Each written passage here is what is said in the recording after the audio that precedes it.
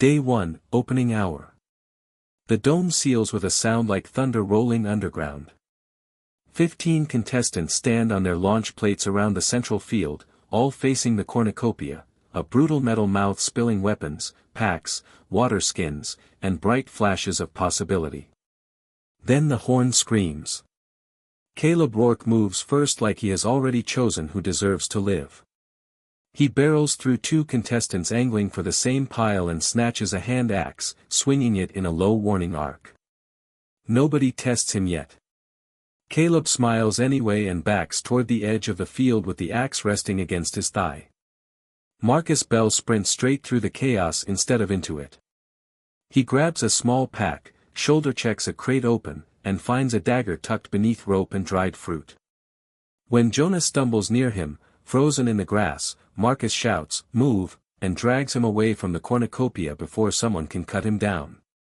Jonah Fields nearly dies in the first 30 seconds. His hands close on nothing but a water skin before Darius Coleman comes crashing toward him with murder in his eyes. Marcus yanks Jonah sideways just as Darius's stolen mace smashes into the launch plate where Jonah's knees had been.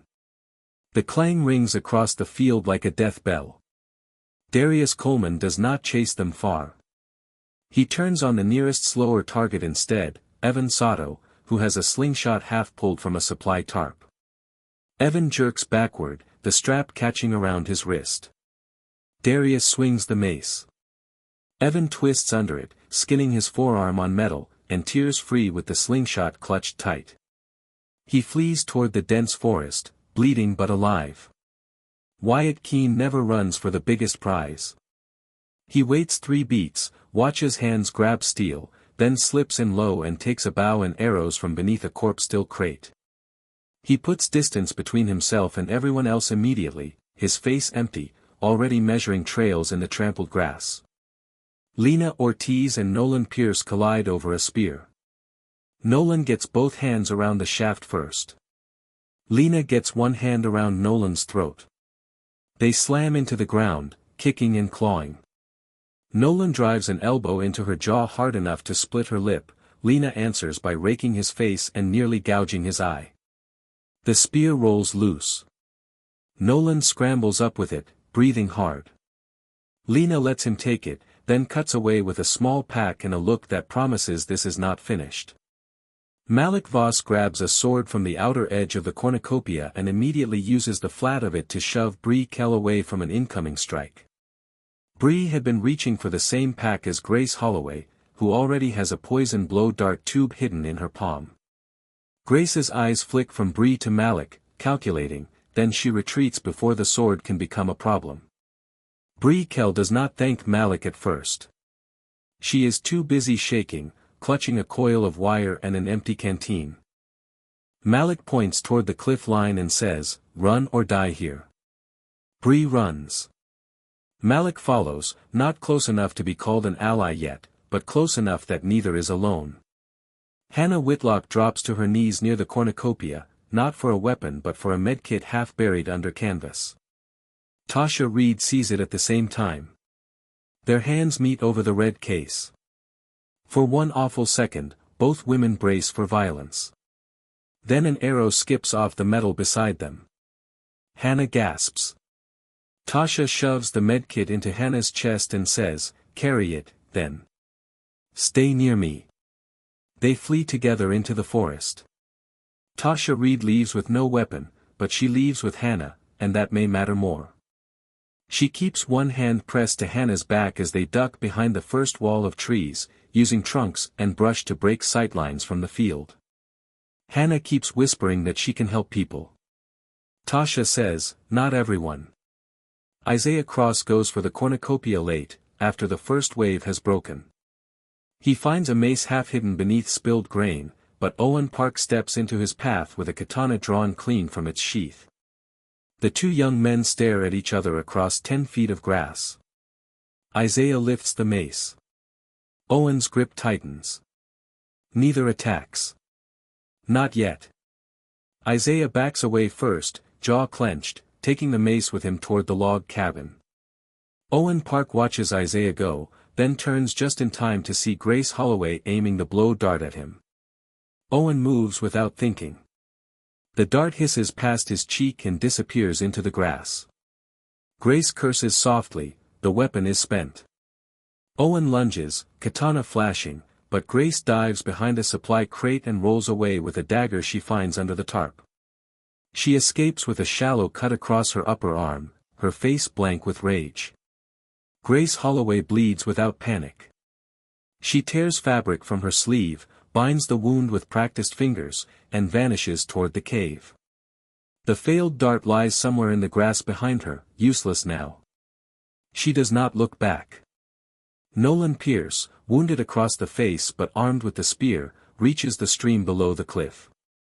He washes blood out of one eye and listens to distant screams fade into smaller, uglier sounds.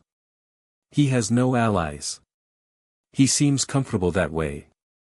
Lena Ortiz reaches the food bunker entrance before anyone else. She wedges herself into shadow, checks her pack, and finds dried meat, matches, and a short length of cord. No weapon. Her split lip stains her teeth red when she smiles. Fine, she mutters. Then I'll take one. Evan Sato crashes into the dense forest, clutching his scraped arm and the slingshot. He climbs halfway into a tree before realizing his hands are shaking too badly to keep going. From above, he watches Wyatt pass below without being seen. Wyatt pauses, looking almost directly up. Evan holds his breath until pain sparks behind his eyes. Wyatt Keane does not spot Evan. Or he does and decides not to waste the arrow. He continues deeper into the trees, already becoming part of them. Marcus Bell gets Jonah to the fringe of the forest and finally lets him go. Jonah doubles over, vomiting into the grass. Marcus scans behind them, dagger ready, then says, "You stay with me, you listen fast."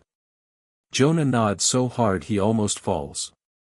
Their alliance is born without ceremony. By the end of the opening hour, the central field is trampled, blood-specked, and emptying. No cannon has fired yet. But everyone understands the arena has only been clearing its throat. Day 1, day. The first daylight stretch after the bloodless opening feels wrong. No cannon. No body. No proof yet that the arena has teeth. That changes quickly. Caleb Rourke moves along the edge of the dense forest with his hand axe loose in one hand. He finds Evan Sato by accident, or pretends to. Evan is crouched under a fallen branch, loading a smooth stone into his slingshot with trembling fingers. Caleb says, "That thing won't stop me." Evan fires anyway. The stone cracks Caleb across the cheekbone and staggers him sideways. Evan bolts, but Caleb comes after him with a snarl, crashing through brush, swinging the axe hard enough to chop fist-sized chunks from saplings. Evan slides down a muddy slope and vanishes beneath thorn scrub.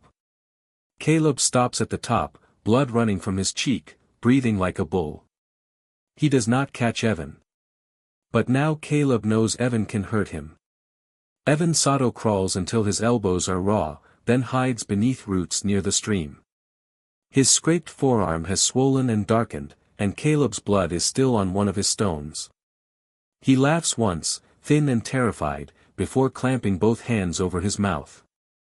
Marcus Bell and Jonah Fields keep low in the forest. Marcus teaches Jonah how to step without snapping branches. Jonah tries to listen, but every distant sound makes him flinch. They find Isaiah Cross near the log cabin, kneeling beside a broken rain barrel with his mace across his knees. Isaiah raises it immediately. Marcus raises his dagger, but not high. "Not looking for you," Marcus says. Isaiah looks at Jonah's pale face, then at Marcus's stance. "Then keep moving." Jonah blurts, "We could help each other." Marcus shoots him a warning look, but the words are already out. Isaiah studies them for a long time. 3 young men, none eager to die first. Finally he stands. "Until it gets stupid," he says. Marcus nods once. A fragile alliance forms beside the cabin, Marcus, Jonah, and Isaiah.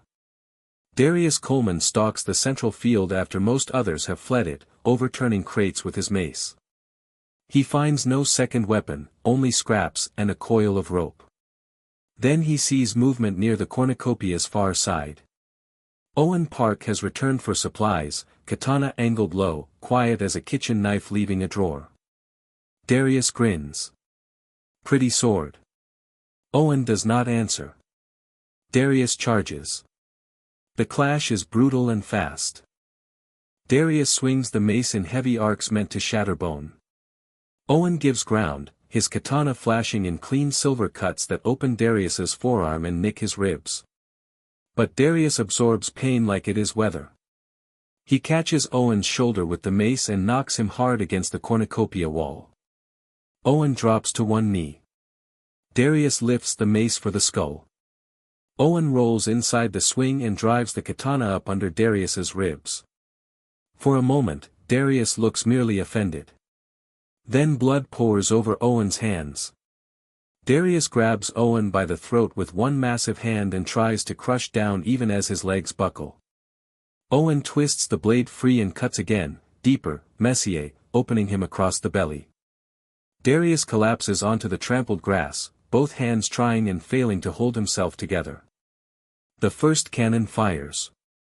Darius Coleman is dead. Owen staggers away from the corpse with a badly bruised shoulder, his breath sharp and broken. He keeps the katana. He does not look back. Lena Ortiz watches the cannon smoke from the shadow of the food bunker entrance. A death means distraction. Distraction means opportunity. When Nolan Pierce comes down from the stream with his spear and one eye swollen from their earlier fight, Lena slips behind him with a jagged rock in her fist. Nolan hears the gravel shift at the last second. He turns, spear rising. Lena crashes into him before the point can settle. They tumble against the stream bank, knee-deep in cold water. Nolan shoves the spear shaft across her throat, trying to pin her under. Lena bucks, drives the rock into his wounded cheek, and bites down on his forearm until he yells. Nolan tears free and kicks her in the ribs. Lena goes under the water.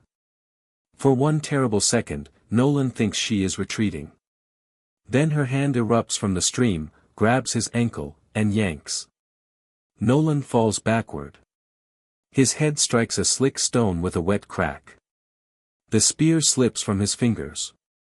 Lena surges up coughing, snatches it, and drives it down through his chest before he can rise.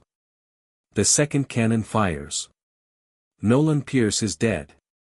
Lena stands over him with stream water and blood dripping from her chin. She pulls the spear free with both hands and whispers, "Told you." Wyatt Keane hears the second cannon and turns toward the sound. From a high ridge near the cliff, he spots Lena dragging Nolan's body out of the current to search it. He draws an arrow. The shot buries itself in the mud beside Lena's boot. Not a miss by much. Lena looks up. Wyatt is already gone. She takes the warning for what it is, someone has chosen her as future prey. Malik Voss and Bree Kell make it to the cliff and stream, farther downstream from Nolan's body. Bree keeps glancing back at Malik's sword. "You saved me," she says. "I moved you," Malik answers. "That's not the same." Bree laughs once, brittle and disbelieving. "Feels close from my side." They find edible roots near the waterline and split them without saying the word alliance. When a cannon echoes from upriver, Bree drops the roots. Malik grips his sword and positions himself between her and the sound before he seems to realize he has done it. Hannah Whitlock and Tasha Reed move carefully through the dense forest. Hannah's medkit knocks softly against her hip with every step. Tasha notices and wraps it in cloth to quiet it. They come across Grace Holloway near the mouth of the cave, arm bound from Owen's cut, dagger hidden poorly at her side. Grace smiles like a tired nurse. "You have medicine." Tasha steps forward. "Keep walking." Grace's smile thins. "That girl doesn't know what she's carrying." Hannah's face tightens. "I know exactly what it is." Grace lunges for the medkit. Tasha meets her halfway with bare hands. Grace slashes her dagger across Tasha's shoulder, drawing a hot line of red. Tasha grabs Grace's wrist and slams it against the cave wall once, twice, until the dagger drops. Hannah, shaking badly, kicks it away. Grace headbutts Tasha and tears loose, but Hannah opens the medkit just enough to pull out antiseptic and bandage, not for herself, but for Tasha. Grace sees the choice and laughs with genuine disgust. "You'll die kind," Grace spits. She retreats into the cave without her dagger. Tasha picks it up, breathing hard. "Not today." Grace Holloway, now unarmed and bleeding again, disappears into darkness. The cave swallows her footsteps. Her failed blow dart is gone, her dagger lost, her arm wounded. But she is alive, and humiliation settles over her like a second skin. Hannah Whitlock binds Tasha's shoulder with efficient hands. They do not speak for several minutes. When they finally move again, Tasha carries Grace's dagger. Their alliance hardens. Owen Park limps into the outskirts of the forest, shoulder stiffening after killing Darius. He finds a quiet patch beneath a leaning pine and cleans the katana with leaves until the blade stops sticking. His face remains controlled, but his hands shake afterward. He has killed once. The arena has learned he can.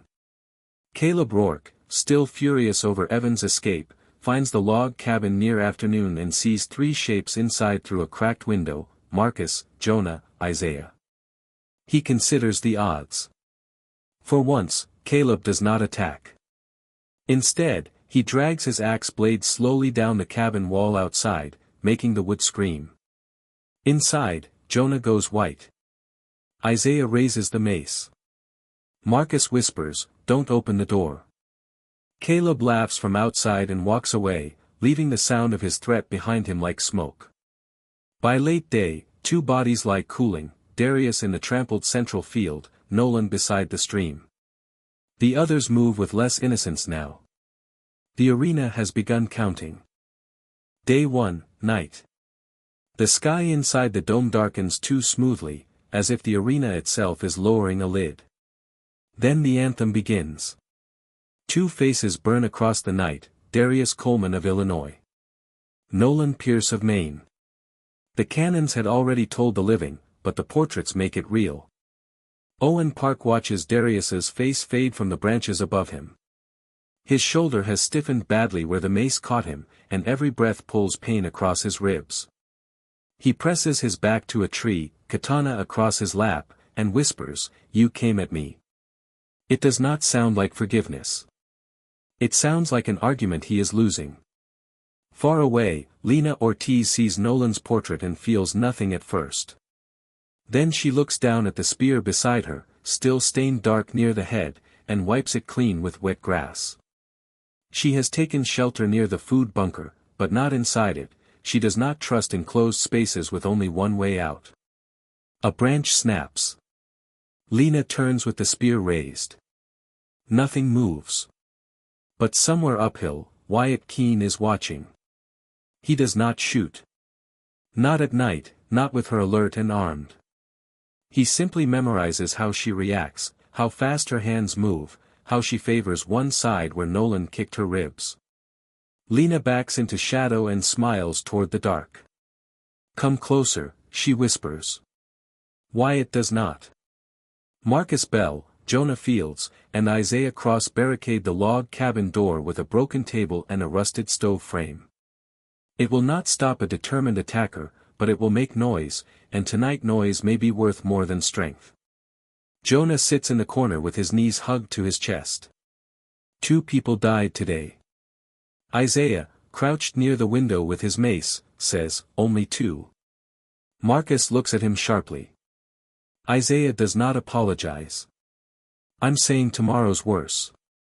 Marcus knows he is right. He divides their food, gives Jonah the biggest share, and pretends not to notice when Isaiah notices.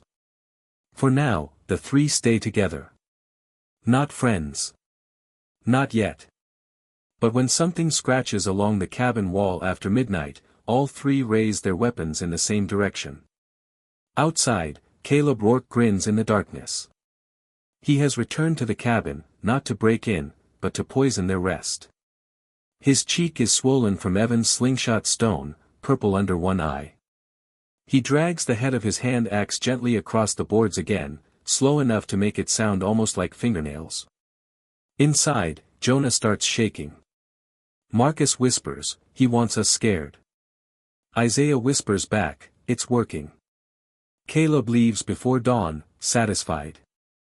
He has done no damage, but fear has weight. He knows that. Evan Sato hides near the stream under exposed roots, teeth chattering from cold and adrenaline. His forearm is scraped raw, and dirt has worked into the wound. He tries to clean it with stream water, biting down on his sleeve to keep from making noise. Then he hears footsteps. Evan freezes. Grace Holloway emerges from the darkness, moving carefully, one arm bound and useless against her side. She sees Evan before he can disappear. "You're hurt," Grace says. Evan raises the slingshot with a shaking hand. Grace gives a dry little laugh. "So am I." They stare at one another across the moonlit water. Evan has a weapon, but Grace has the calm of someone who has watched many bodies fail. For a moment, Evan thinks she might offer help. Instead, her eyes dip to his slingshot. Evan fires first. The stone smacks into Grace's thigh. She gasps and nearly drops. Evan scrambles away through the roots, vanishing into brush before she can close the distance. Grace sits hard beside the stream, breathing through clenched teeth. Her arm throbs. Her leg now burns. The arena is reducing her piece by piece. Her expression does not change. Hannah Whitlock and Tasha Reed take shelter in the dense forest beneath a low cluster of pine limbs. Tasha's shoulder wound has bled through its bandage once, but Hannah cleans it again with careful hands, wasting as little from the medkit as possible. "You should have let me fight her," Hannah says quietly. Tasha snorts. "You did fight her. You kicked the knife away." "That's not what I meant." Tasha looks at her then. "I know." Hannah closes the medkit and keeps one palm pressed over it, as if it might vanish. Tasha holds Grace's stolen dagger under her own thigh while she rests. Neither woman truly sleeps. Trust has begun between them, but the arena sits between every breath. Malik Voss and Bree Kell camp near the cliff and stream, hidden behind stones slick with mist. Malik keeps his sword unsheathed. Bree ties her coil of wire between two narrow rocks at ankle height. Malik watches her work. "You know traps." "I know trail idiots," Bree says. "Same idea." For the first time all day, Malik smiles. Later, Bree wakes to find Malik standing at the edge of the stream, staring upriver where Nolan died. "You could leave," she says. "So could you." "I'd die." Malik does not turn around. "Then I guess that answers it." Their alliance settles in without a vow. Wyatt Keane descends from the higher rocks before dawn and finds Nolan's abandoned supplies scattered near the stream. Lena already took the spear, but not everything. Wyatt recovers a small fishing line, dried strips of food, and a blood-wet scrap of cloth. He studies the ground, Lena's boot marks, Nolan's final struggle, the drag of a body moved from water. Then he finds another trail. Smaller prints. Fast steps. Breeze, maybe. Another heavier set beside them. Malik's. Wyatt crouches in the dark, bow across his knees. So many trails. So many futures. He chooses none yet. Caleb Rourke returns to the forest edge before dawn, chewing dried meat and touching the swollen bruise Evan gave him. He looks toward the cabin, then toward the stream, then toward the trees where he last lost the boy with the slingshot. He does not like unfinished business. Evan Sato, exhausted and filthy, climbs into the fork of a tree just before sunrise and loops his arm through a branch so he will not fall if he sleeps. His wound pulses. His stones are nearly gone. But he survived Caleb. He survived Grace. For one night, that is enough. The dome brightens slowly. No cannon fires before morning. But nobody wakes rested. Survivors remaining, 13. Day 2, day. Morning arrives gray and damp beneath the sealed dome. The arena smells like wet bark, old blood, and fear trying to hide itself. Marcus Bell, Jonah Fields, and Isaiah Cross leave the log cabin shortly after sunrise. The cabin kept them alive, but it also marked them. Caleb knows where they slept. So does anyone else who saw the smoke from their weak, hidden fire. Marcus leads. Isaiah watches the rear with his mace. Jonah carries spare water and tries not to look as young as he is. They find tracks near the cabin wall. A heavy boot. A dragged axe head. Caleb's message from the night before. Jonah whispers, he's going to come back. Isaiah answers, then we don't be there. Marcus nods, but his eyes are fixed on the forest line. We move toward the stream. Quiet. They do not know Wyatt Keene has already found their trail. Not close. Not rushing. Just following. Caleb Rourke spends the morning hunting Evan Sato. His swollen cheek has darkened badly, turning one side of his face ugly and mottled. It makes his grin worse. He finds Evan's old hiding place beneath the roots. Finds blood on the bark. Finds disturbed mud where Grace limped away. Caleb crouches, touches the dirt, and laughs through his nose. Still running. A stone cracks against a tree beside his head. Caleb whirls. Evan is up in the branches 30 feet away, slingshot drawn, eyes wide and desperate. Caleb charges the trunk before Evan can reload. Evan scrambles higher, bark tearing under his fingernails. Caleb swings the hand axe into the tree. Once. Twice. Not to chop it down. To shake him. Evan clings hard, teeth bared, then fires downward. The shot hits Caleb in the shoulder. Not enough to stop him. Caleb throws the axe. It spins end over end and bites into the branch beside Evan's knee. Evan screams, slips, and crashes through leaves, landing hard on his back. Caleb tears the axe free and stalks in. Evan kicks dirt into Caleb's face and rolls away just as the axe comes down. The blade sinks into roots where his neck had been. Evan bolts downhill, limping now, slingshot still clutched in one hand. Caleb chases for 50 yards before the brush gets too tight. He stops again, breathing hard, dirt streaking his bruised face. Evan escapes a second time. This time Caleb is not amused. Grace Holloway limps along the stream with one wounded arm and one aching thigh, following the sound of movement. She has no weapon now. Her pride has been stripped almost as badly as her supplies. Then she sees Hannah Whitlock kneeling beside a shallow pool, rinsing cloth. Tasha is nearby, but not close enough. Grace lowers herself behind a fallen log and watches the medkit at Hannah's side. Her eyes narrow. Hannah hears something too late. Grace lunges from cover, grabbing Hannah by the hair and dragging her backward off her knees. Hannah screams. The medkit spills open, bandages and vials scattering into mud. Tasha Reed charges through the trees with Grace's stolen dagger in her hand. Grace twists Hannah in front of her like a shield.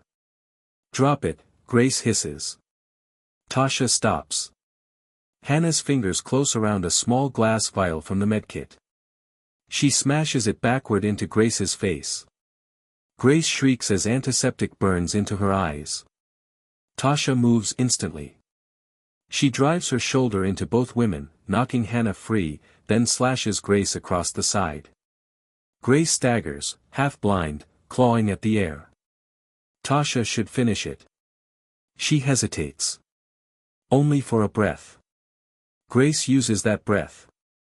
She grabs a jagged stone from the streambed and hurls it at Tasha's face.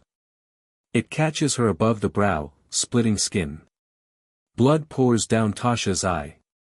Grace runs. Hannah starts after her, furious and shaking, but Tasha grabs her wrist. No, Tasha says, blinking blood away. She wants us sloppy. Hannah looks at the scattered medkit supplies in the mud and nearly cries. They salvage what they can. The medkit is damaged, but not ruined. Tasha's face and shoulder bleed openly now. Grace escapes again, wounded worse than before, but alive. Lena Ortiz eats in silence near the food bunker, spear across her lap. She has slept little. Her ribs throb where Nolan kicked her, and Wyatt's arrow from yesterday remains in her mind like a splinter. When Owen Park appears at the edge of the bunker clearing, katana in hand and shoulder stiff, Lena is already standing. Neither speaks. Two killers meet in daylight. Owen's eyes flick to the spear. Lena's eyes flick to the katana. You alone? She asks. Obviously. Good. She attacks first. The spear gives her reach.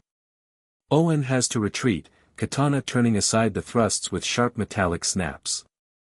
Lena drives him backward toward the bunker wall, forcing him to defend with his injured shoulder. Owen grimaces each time the blades meet.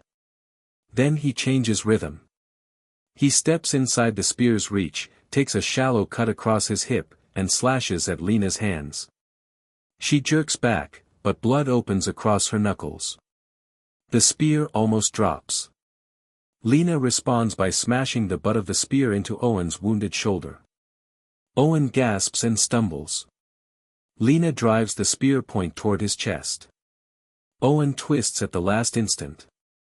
The spear tears through his side instead of his heart. He clamps the shaft under one arm, trapping it, and slams the katana's pommel into Lena's mouth. Her head snaps back. She releases the spear and staggers, spitting blood. Owen could press. He does not. His own side is bleeding too fast. They separate, both wounded, both breathing hard, both understanding the fight has become too expensive. Lena wipes blood from her chin and smiles through red teeth.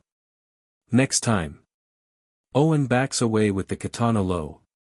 There usually is one. He leaves first. Lena retrieves the spear, but her grip is weaker now. Malik Voss and Bree Kell move along the cliff stream, checking their wire trap from the night. It caught nothing but leaves. Bree crouches to untangle it. Malik hears the bowstring before he sees the arrow. Down. He tackles Bree flat as an arrow hisses over them and cracks against stone. Wyatt Keane stands 50 yards uphill between thin trees, bow already drawing again. Malik pushes Bree behind a rock and raises his sword. Wyatt fires. The second arrow hits Malik in the upper arm. He grunts, nearly drops the sword, but keeps hold. Bree scrambles through the stones, dragging the wire behind her. Malik. Stay covered. Wyatt shifts position, calm and patient, angling for another shot. Bree does the opposite of staying covered. She bursts from behind the rock and sprints sideways along the stream bank, making herself a fast, small target. Wyatt turns the bow toward her. That gives Malik the opening. He charges uphill. Wyatt looses the arrow too quickly. It scrapes across Malik's ribs instead of stopping him. Malik closes the distance with a roar and swings the sword. Wyatt slips back, but not far enough. The blade cuts across his chest, tearing cloth and skin.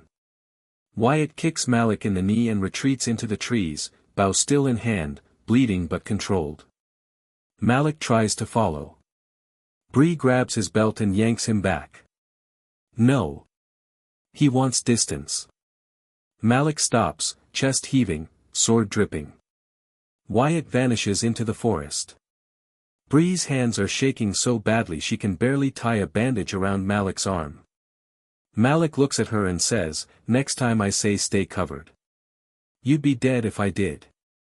He has no answer. Their alliance holds, bloodier than before. Wyatt Keane moves through the forest with one hand pressed to his chest wound. He has not lost the bow. That matters.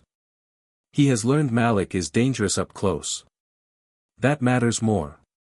Then he sees three figures ahead, Marcus, Jonah, and Isaiah moving toward the stream. Wyatt stops. Blood drips between his fingers. 3 targets. Too many, if they see him. He fades back into brush and lets them pass. For now. Evan Sato, limping from his fall, reaches the cave mouth by accident. He almost turns back when he sees footprints in the mud. Grace's footprints. He hears her inside, breathing harshly. Evan raises the slingshot, though his hands are nearly useless from cold and strain. Inside the cave, Grace hears the tiny creak of leather. "Come in," she calls softly. "I can help that arm." Evan backs away. A stone skips from the dark and clips his jaw. Grace has found his earlier ammunition trail and used it against him. Evan stumbles, dazed. Grace lunges from the cave entrance with both hands out, but her injured leg betrays her. She falters just short. Evan swings the slingshot like a strap and catches her across the face. Grace falls to one knee. He runs again, sobbing with frustration. Grace remains at the cave mouth, one eye swelling, laughing quietly to herself. No weapon. No strength. Still dangerous. By afternoon, Marcus, Jonah, and Isaiah reach the lower stream and find blood on the stones. Too much blood to belong to one person. Jonah pales. Someone died here. Isaiah crouches, touches the stain, and shakes his head. Not today. Marcus notices arrow marks on bark. Sword cuts in brush. He realizes several fights have crossed this area already. "We keep moving," he says. But before they can, Caleb Rourke steps out from the trees behind them. Hand axe in one hand. Bruised face. Dead smile. "Well," Caleb says. "Found the whole litter." Isaiah turns first, mace raised. Marcus moves in front of Jonah. Caleb does not hesitate. He rushes them. Isaiah meets him head-on. Axe and mace collide with a crack that echoes down the stream. Marcus darts in from the side with the dagger, slashing at Caleb's ribs. Caleb twists away, then drives his shoulder into Marcus and throws him into the mud. Jonah grabs a stone and hurls it. It bounces off Caleb's back uselessly. Caleb laughs and swings at Jonah. Isaiah catches the axe haft with the mace handle, stopping the blade inches from Jonah's chest. Marcus comes up from the mud and buries his dagger into Caleb's thigh. Caleb roars. For the first time, he looks outnumbered. He rips free, blood running down his leg, and slams the axe handle into Marcus's temple.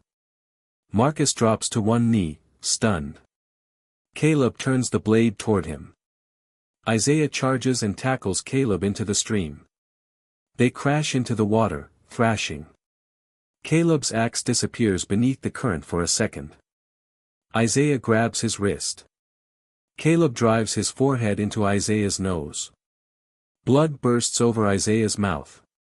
Jonah is crying now, but he moves. He leaps onto Caleb's back and locks both arms around his throat. Caleb rises from the water with Jonah clinging to him, snarling like an animal. Marcus, barely upright, sees the opening. He drives the dagger into Caleb's side. Caleb freezes. The axe slips from his hand and vanishes into the stream. Isaiah shoves him backward. Caleb staggers, clutching the wound in his side and the dagger gash in his thigh. For one terrible second, it looks like he might still come forward. Then he retreats. Not running. Limping. Furious. Alive. Marcus drops to both knees. Jonah falls beside him, sobbing and gasping. Isaiah spits blood into the stream and picks up the lost hand axe from where it catches against a stone. He looks at Marcus. Then at Jonah. Then at Caleb's blood trailing into the trees. "We should finish him," Isaiah says. Marcus presses a hand to his bruised head. Not like this. Isaiah does not argue. But his grip tightens around the axe. The Alliance survives the attack. Barely. And Caleb Rourke, wounded and weaponless except for rage, disappears into the forest. Near sunset, the arena settles into a terrible quiet. Nobody has died today. But almost everyone has been marked. Grace is battered and half-blind. Owen bleeds from his side. Lena's hands and ribs ache. Malik carries an arrow wound. Wyatt's chest is cut. Marcus is concussed. Isaiah's nose is broken. Evan limps and shivers. Caleb bleeds badly from 2 places and has lost his axe. The second day has not taken a life. It has simply prepared the bodies. Day 2, night. Night descends over a field of survivors who are still breathing, but no longer whole. No cannon fires at sunset. No portraits appear in the sky. The anthem plays anyway, hollow and ceremonial, as if mocking them with the absence of death. 13 contestants remain. Most of them are bleeding. Caleb Rourke stumbles through the dense forest, one hand pressed against the dagger wound in his side, the other clamped over the slash in his thigh. He has no axe now. No trophy. No leverage except size, anger, and the kind of will that refuses to understand retreat. He tears strips from his shirt and binds his leg badly. The side wound keeps leaking. For the first time since the horn, Caleb sits with his back against a tree and listens. He hears the arena around him. The stream. Branches moving. Someone coughing in the distance. He smiles through gritted teeth. Tomorrow, he whispers. But his voice shakes. Marcus Bell tries to keep walking long after he should stop. The blow Caleb landed against his temple has left the world tilting at odd angles. He keeps telling Jonah Fields and Isaiah Cross he is fine, but his feet drag through the mud, and twice he nearly walks into trees. Isaiah finally steps in front of him. Sit down. Marcus blinks hard. We need distance. We got distance. Jonah looks between them, terrified of choosing sides. Marcus, please. Marcus lowers himself beside a cluster of rocks near the stream, jaw tight with humiliation. Jonah rinses blood from his forehead with shaking hands. Isaiah stands guard with the mace beside him and Caleb's recovered hand axe tucked into his belt. The axe changes him. Not completely. Not yet. But Jonah notices how often Isaiah touches it. Marcus notices too. No one says anything. Isaiah Cross waits until Jonah sleeps before speaking. We had him, Isaiah says quietly. Marcus keeps one hand over his head wound. We survived him. That's not the same. Marcus opens his eyes. You want to go hunt Caleb in the dark? Isaiah looks into the trees. For a second, the answer is yes. Then Jonah shifts in his sleep, murmuring from a nightmare, and Isaiah's expression softens despite himself. No, Isaiah says. But the word sounds temporary. Jonah Fields wakes once near midnight convinced Caleb is standing over him. He jerks upright with a strangled gasp, scrambling backward until Marcus catches his wrist. Easy, Marcus whispers. It's us. Jonah nods, but tears run silently down his face. He tries to hide them. Neither Marcus nor Isaiah comments. The kindness of that silence hurts worse. Grace Holloway crawls deeper into the cave after dark. Her thigh throbs from Evan's stone. Her arm burns from Owen's cut. Her face is swollen from Hannah's vial and Evan's desperate strike. She is unarmed, half-starved, and nearly blind in one eye. Still, she finds something useful. Not a weapon. A loose shard of stone, long and sharp enough to grip. Grace turns it in her palm, testing the edge against her thumb until blood beads. Then she laughs softly in the dark. The cave gives the sound back to her in pieces. Evan Sato spends the night in a tree again, but not well. His limp has worsened. His scraped forearm is hot to the touch. The slingshot hangs from his wrist, and his remaining stones are lined up in the crook of the branch beside him like tiny prayers. Below him, something moves. Evan freezes. Wyatt Keane passes beneath the tree without looking up. One hand presses against the cut Malik gave him across the chest. His bow hangs loose in his other hand. Evan slowly reaches for a stone. His fingers slip. The stone drops. It hits the leaves below with a soft tick. Wyatt stops. Evan stops breathing. Wyatt's head tilts slightly. For several seconds, the forest is nothing but held breath. Then Wyatt continues walking. Evan does not move again until dawn stains the dome. Wyatt Keane knows someone is above him. He also knows he is wounded, tired, and low on patience. A boy in a tree with a slingshot is not worth a bad climb in the dark. Not tonight. He moves toward the cliff line instead, searching for a place where his back can touch stone and no one can circle behind him. Blood has dried stiff against his chest. Every draw of the bow will hurt tomorrow. He does not seem bothered by that. Pain is information. Information keeps him alive. Malik Voss sits beside the stream while Bree Kell works on the arrow wound in his upper arm. She does not have Hannah's medkit or Grace's knowledge, but she has steady hands once she stops panicking. She snaps the shaft, pulls the head free with a short, awful tug, and clamps cloth over the bleeding. Malik's teeth grind together, but he does not yell. Bree exhales shakily. That was disgusting. You did fine. I almost threw up. But you didn't. Bree gives him a weak smile, then looks toward the forest where Wyatt vanished. He'll try again. Malik looks at his sword beside him. Then we stop letting him pick the distance. Bree Kell resets her wire trap farther from their resting place and covers it with wet leaves. This time it is not for rabbits or accidents. It is set at shin height between two rocks along the easiest approach from the trees.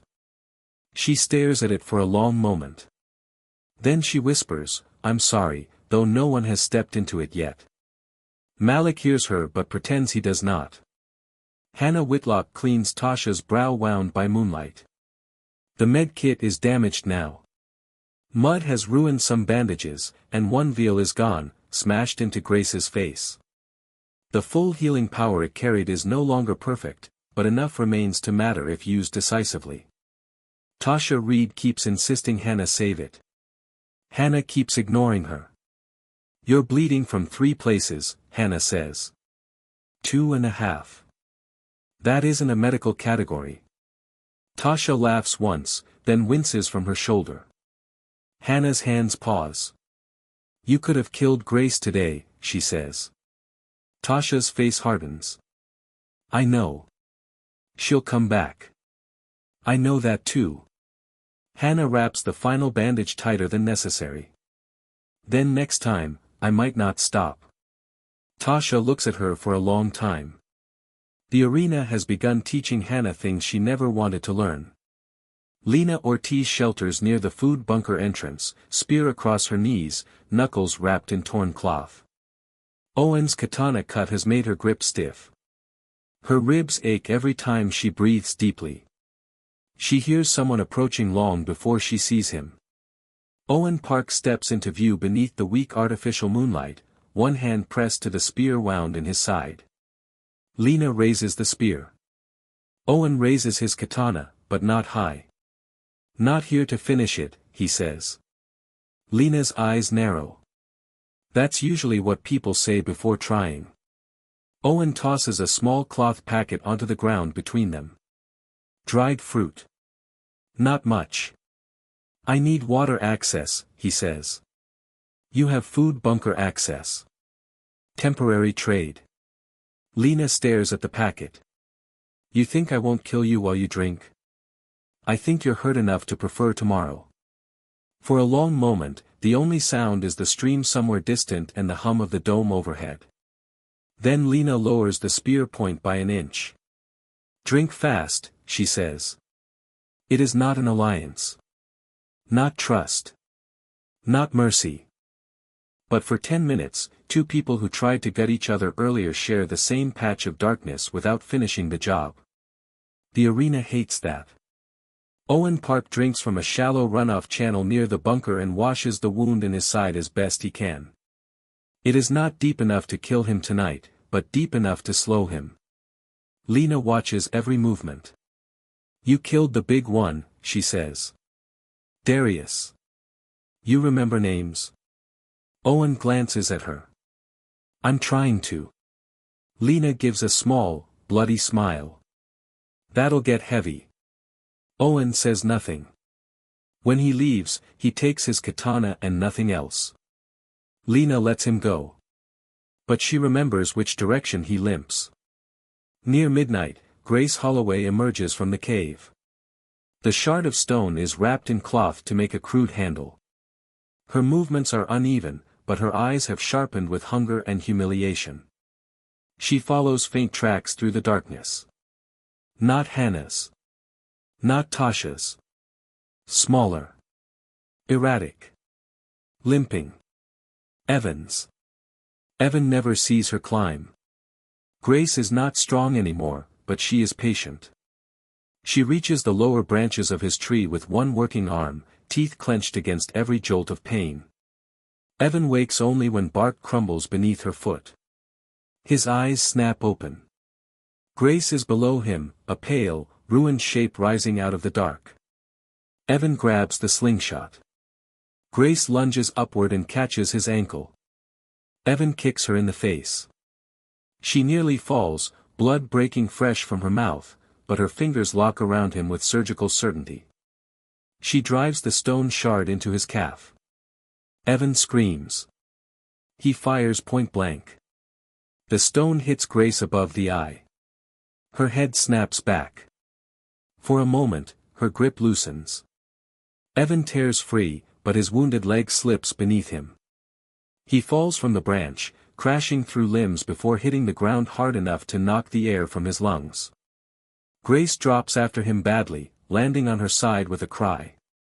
Both lie stunned in the leaves. Evan crawls first. Grace crawls after him. She grabs his injured calf. He twists onto his back and hammers the slingshot frame into her hand until fingers break. Grace shrieks and rears over him, lifting the stone shard.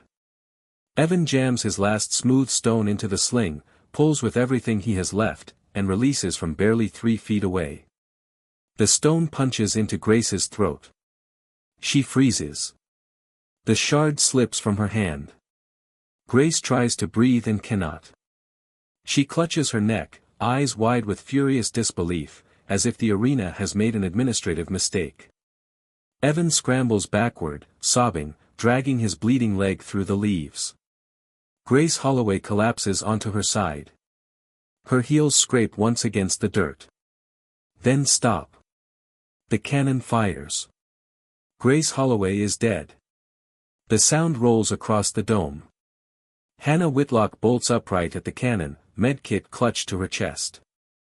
Tasha opens her eyes immediately. That came from the forest. Hannah whispers, Grace. Tasha listens to the fading echo. Maybe.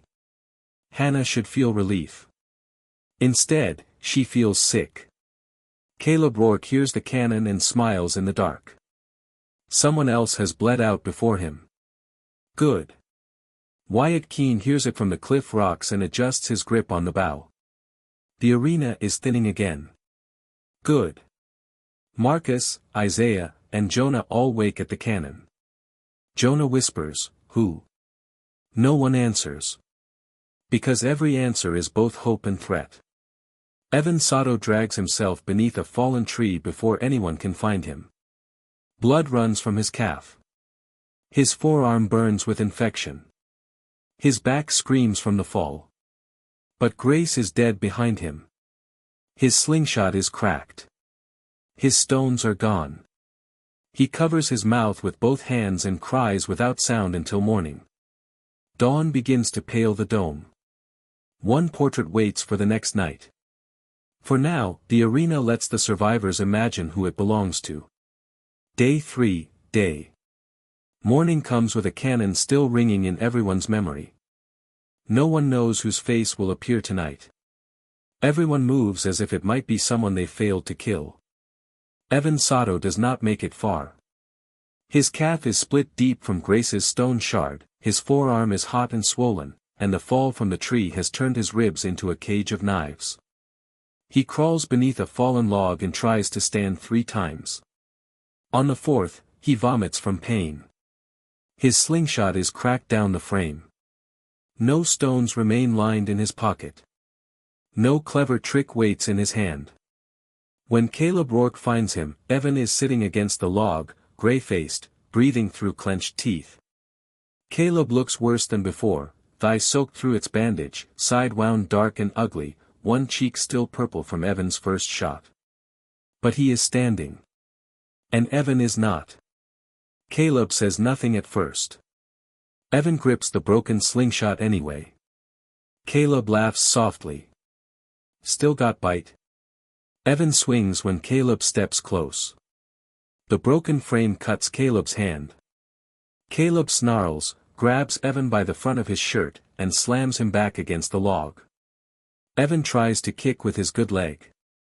Caleb catches it, leans in, and presses one forearm across Evan's throat. It is not quick. Evan scratches Caleb's face. He tears at the wound in Caleb's side. He gets one thumb into Caleb's eye hard enough to make him roar. But Caleb does not let go. Evan's legs thrash in the leaves, then slow, then stop. The cannon fires. Evan Sato is dead. Caleb remains crouched over him for a long time, breathing raggedly through bloodied teeth. When he finally rises, he takes the broken slingshot and throws it into the trees. Done running, he mutters. But he staggers when he walks away. Evan made him pay for every step. Marcus Bell, Isaiah Cross, and Jonah Fields hear the cannon from the lower stream. Jonah flinches so hard he drops the water skin. Marcus catches it before it spills. His temple is badly bruised from Caleb's axe handle, and his eyes still struggle to focus when he turns too fast. Even so, he forces his voice steady. We keep moving. Isaiah watches the forest instead of Marcus. His nose is swollen and crooked from Caleb's headbutt. He carries the mace in one hand, Caleb's recovered hand axe at his belt. That came from the trees, Isaiah says. Jonah whispers, could be Caleb. Isaiah's expression darkens. Not if we're lucky. They find signs of struggle near a fallen log not long after, torn leaves, blood, scuffed dirt. Marcus kneels and sees Evan's discarded cracked slingshot half buried in brush. Jonah sees it too. His face crumples. He was alive yesterday. Isaiah looks at the blood trail leading away. Caleb, he says. Marcus closes his eyes for 1 second. When he opens them, there is no softness there. Then we stop letting him choose when. Caleb Rourke does not know the trio has found Evan's death site. He pushes toward the cave, hunting for shelter and something sharp enough to replace his lost axe. His body is beginning to betray him. Fever trembles in his jaw. The side wound pulls wetly with every breath. Near the cave mouth, he finds what remains of Grace Holloway's desperate little weapon, the stone shard, dark with blood, still wrapped in cloth. Caleb picks it up. It is ugly. It will do. Hannah Whitlock and Tasha Reed discover Grace's body before the anthem can tell them. Hannah stops dead when she sees the corpse sprawled in the leaves, throat bruised and ruined, one hand twisted at an unnatural angle. Grace looks smaller in death. Less monstrous. More human. Tasha's face hardens, but she does not look away. She came for someone, Tasha says. Hannah kneels despite herself and checks for a pulse she knows will not be there. Nothing. Hannah's hands shake. Evan. Tasha scans the broken branches above, the blood trail, the disturbed earth. Maybe. And if he did this, he's hurt bad. Hannah stands slowly, eyes wet but focused. We should find him. Tasha grips her dagger. Or whoever killed him already found him first. Neither woman says Caleb's name. Both think it. They move on, but Hannah keeps looking back until the trees hide Grace from view. Wyatt Keane watches Malik Voss and Bree Kell from the cliff line. Malik's upper arm is bandaged where Wyatt's arrow struck him yesterday. Bree stays close to rocks and brush, never giving Wyatt a clean shot. She has learned too quickly for his liking. Wyatt draws an arrow and waits. Bree crouches by the stream, pretending to refill water. Malik stands too openly beside her. Too obvious. Wyatt's eyes narrow. A trap. He shifts left through the trees, searching for a better angle, and his boot catches wire. Bree's wire. It snaps tight across his shin. Wyatt falls hard, shoulder striking stone, bow skidding from his hand. Bree erupts from cover with a rock in both hands. Malik comes right behind her with the sword. Wyatt rolls as Bree brings the rock down. It smashes into the ground beside his head. Malik swings, and Wyatt twists just enough that the sword cuts across his back instead of through his neck. Wyatt kicks Bree in the knee.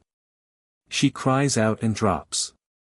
Malik steps over her and brings the sword down again. Wyatt catches Malik's wounded arm with both hands and drives his thumb into the arrow hole. Malik screams.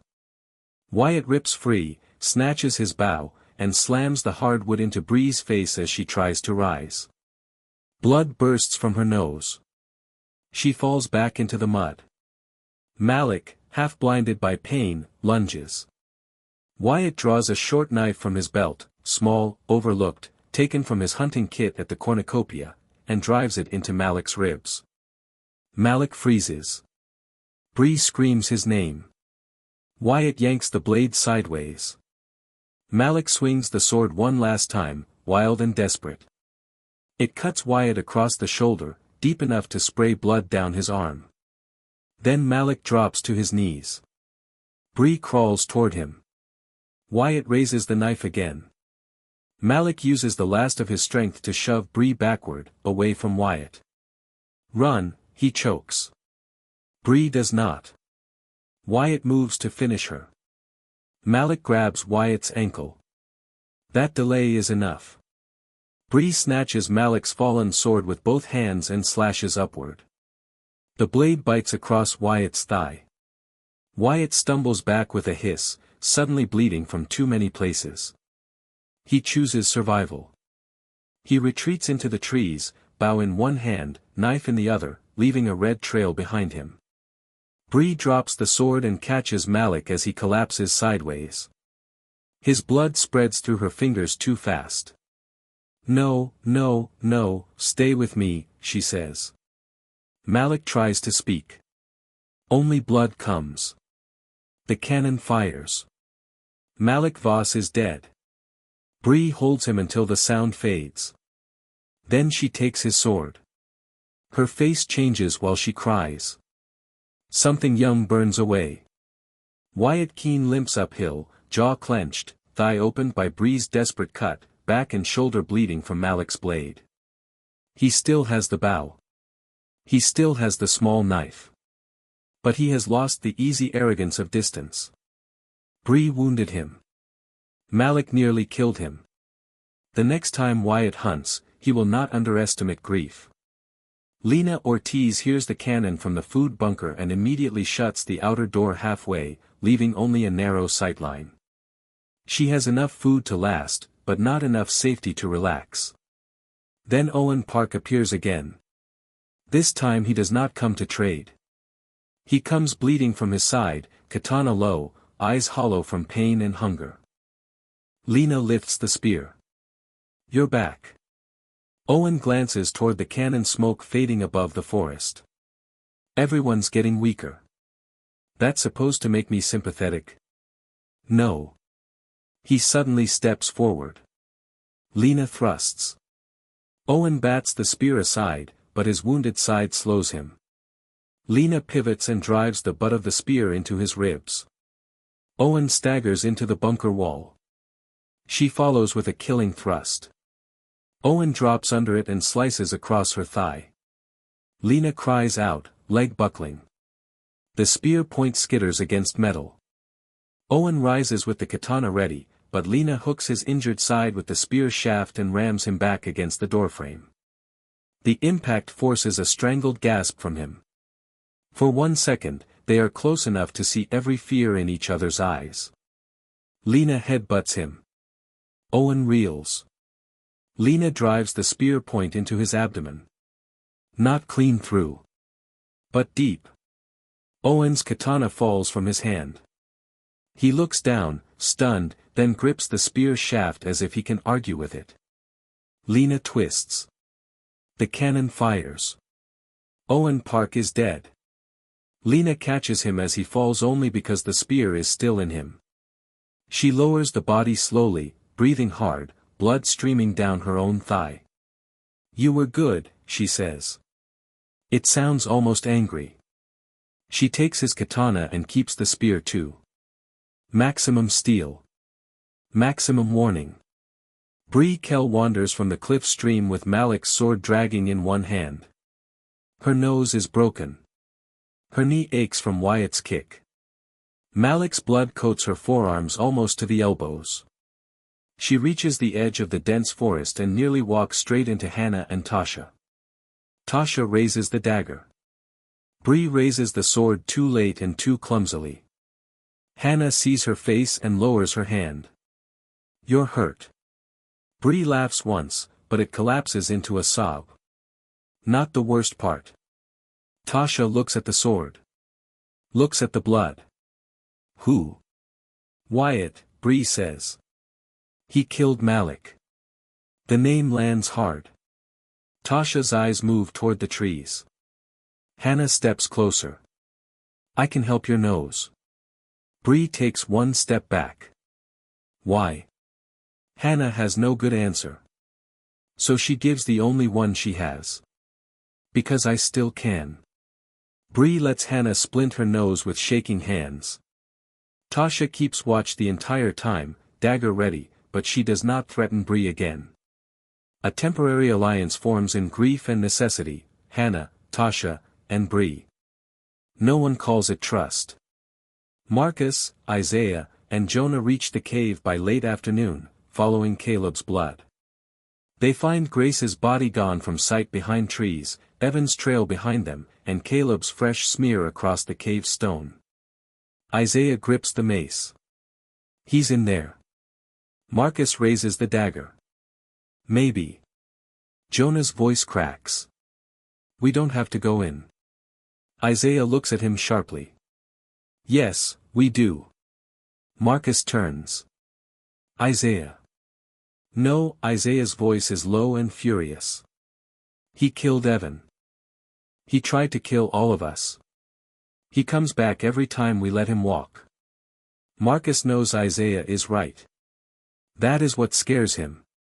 They enter the cave together. Inside, darkness swallows them quickly. Water drips somewhere deep. The floor slopes unevenly beneath their feet. Caleb attacks from the left. He comes out of a shadow with Grace's stone shard in his fist and drives it toward Marcus's neck. Isaiah intercepts him with the mace. The blow catches Caleb in the shoulder and sends him crashing against the wall. Caleb rebounds like something too angry to die, slashing Isaiah across the forearm with the shard. Jonah screams and swings a loose branch he found outside, striking Caleb across the back. Caleb turns on Jonah. Marcus drives the dagger into Caleb's wounded side again. Caleb roars, grabs Marcus by the throat, and slams him against the cave wall hard enough to crack stone dust loose. Marcus's dagger drops. Isaiah brings the hand axe down into Caleb's back. Caleb stiffens. For a moment, nobody moves. Then Caleb elbows Isaiah in the mouth, knocking him backward, and lunges toward the cave exit, axe still buried shallow in his back. Jonah dives for Marcus's dagger. Caleb staggers into daylight. Jonah follows, shaking, both hands around the dagger. Stop! Marcus shouts, voice broken. Caleb turns. Jonah stabs him in the chest. Not gracefully. Not heroically. He simply throws his whole terrified body behind the blade. Caleb looks down at the knife in him. Then at Jonah. His mouth opens, but no words come out. Isaiah steps from the cave behind him and swings the mace with everything he has left. The blow caves in the side of Caleb's skull. The cannon fires. Caleb Rourke is dead. Jonah lets go of the dagger and stumbles backward, horrified by his own hands. Marcus catches him before he falls. Isaiah stands over Caleb's body, blood running from his split lip and slashed forearm, chest heaving. It's done, Isaiah says. But the way he looks at the corpse says something else has begun. By sunset, 4 cannons have torn the day apart. Evan Sato. Malik Voss. Owen Park. Caleb Rourke. 8 contestants remain. The arena feels smaller now. The trees seem closer. The dome hums louder. And everyone still alive has either killed, watched someone die, or learned that mercy is becoming harder to carry. Day 3, night. The third night lowers itself over the arena like a black sheet pulled across a wound. Then the anthem begins. One by one, faces ignite across the dome. Evan Sato of Washington. Malik Voss of Maryland. Owen Park of California. Caleb Rourke of Montana. 8 contestants remain beneath their ghosts. Jonah Fields cannot stop looking at his hands. Caleb's blood has dried beneath his fingernails and along the heel of his palm. Marcus tries to wash it away at the stream, but Jonah keeps pulling back, flinching as if the water burns. I stabbed him, Jonah whispers. Marcus Bell holds his wrist gently. You saved us. Jonah shakes his head. That doesn't make it feel different. Marcus has no answer for that. Nearby, Isaiah Cross sits with his back against a stone, cleaning Caleb's hand axe with a strip of cloth. The mace rests across his knees. His forearm is cut open from Caleb's stone shard, and his broken nose has swollen badly, but he watches the axe more than the wound. The weapon belonged to the man who hunted them. Now it belongs to him. Marcus notices. So does Jonah. Neither says anything. Isaiah Cross waits until Jonah finally falls into a thin, exhausted sleep. Then he speaks low. He helped, Isaiah says. Marcus does not need to ask who. Jonah? Isaiah nods. He moved when it mattered. Marcus looks toward the boy curled beneath a tree root, still trembling even in sleep. He shouldn't have had to. None of us should. Isaiah tightens the cloth around his slashed forearm with his teeth. Blood immediately spots through. Marcus shifts closer. Let Hannah look at that if we find her. Isaiah gives him a sharp look. And what? Walk up waving. She helped Bree. She helped Bree because Bree didn't have anything left. Marcus looks at the mace. Then the axe. And what do we have? Isaiah's eyes lift. For a moment, the alliance feels colder than the night air. Then Jonah whimpers in his sleep, and both men turn toward him. Whatever is coming, it is not tonight. Lena Ortiz stays inside the food bunker for the first time. She wedges the door nearly shut and sleeps with the spear across her lap, the katana within reach beside her thigh. Owen's blood has dried on the floor where she dragged him away from the entrance. Her own thigh wound keeps reopening every time she shifts. The portraits pass over the dome. Owen's face appears last. Lena watches him until the light fades. You shouldn't have come back, she says. Her voice breaks halfway through, surprising her. She sits still for a long time afterward, jaw clenched, one hand pressed to her injured leg.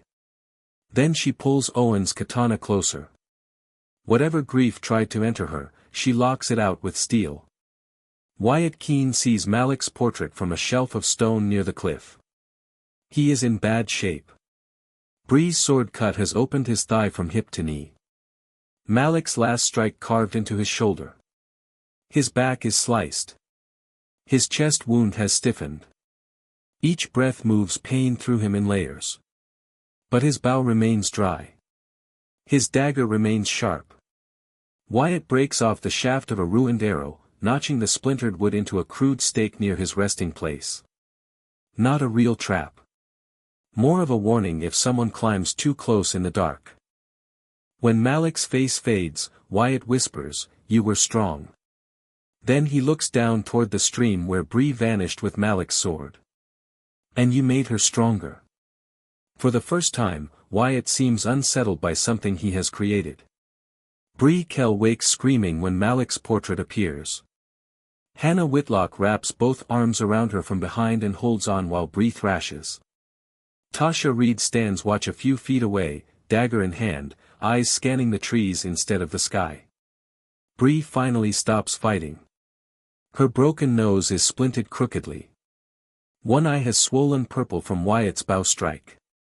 Malik's sword lies beside her, still too large for the way she grips it. "I left him," Bree says. Tasha answers immediately. "He made you." Bree shakes her head. "I could have stayed. Then Wyatt would have killed you too." Bree looks at Tasha with wet, furious eyes.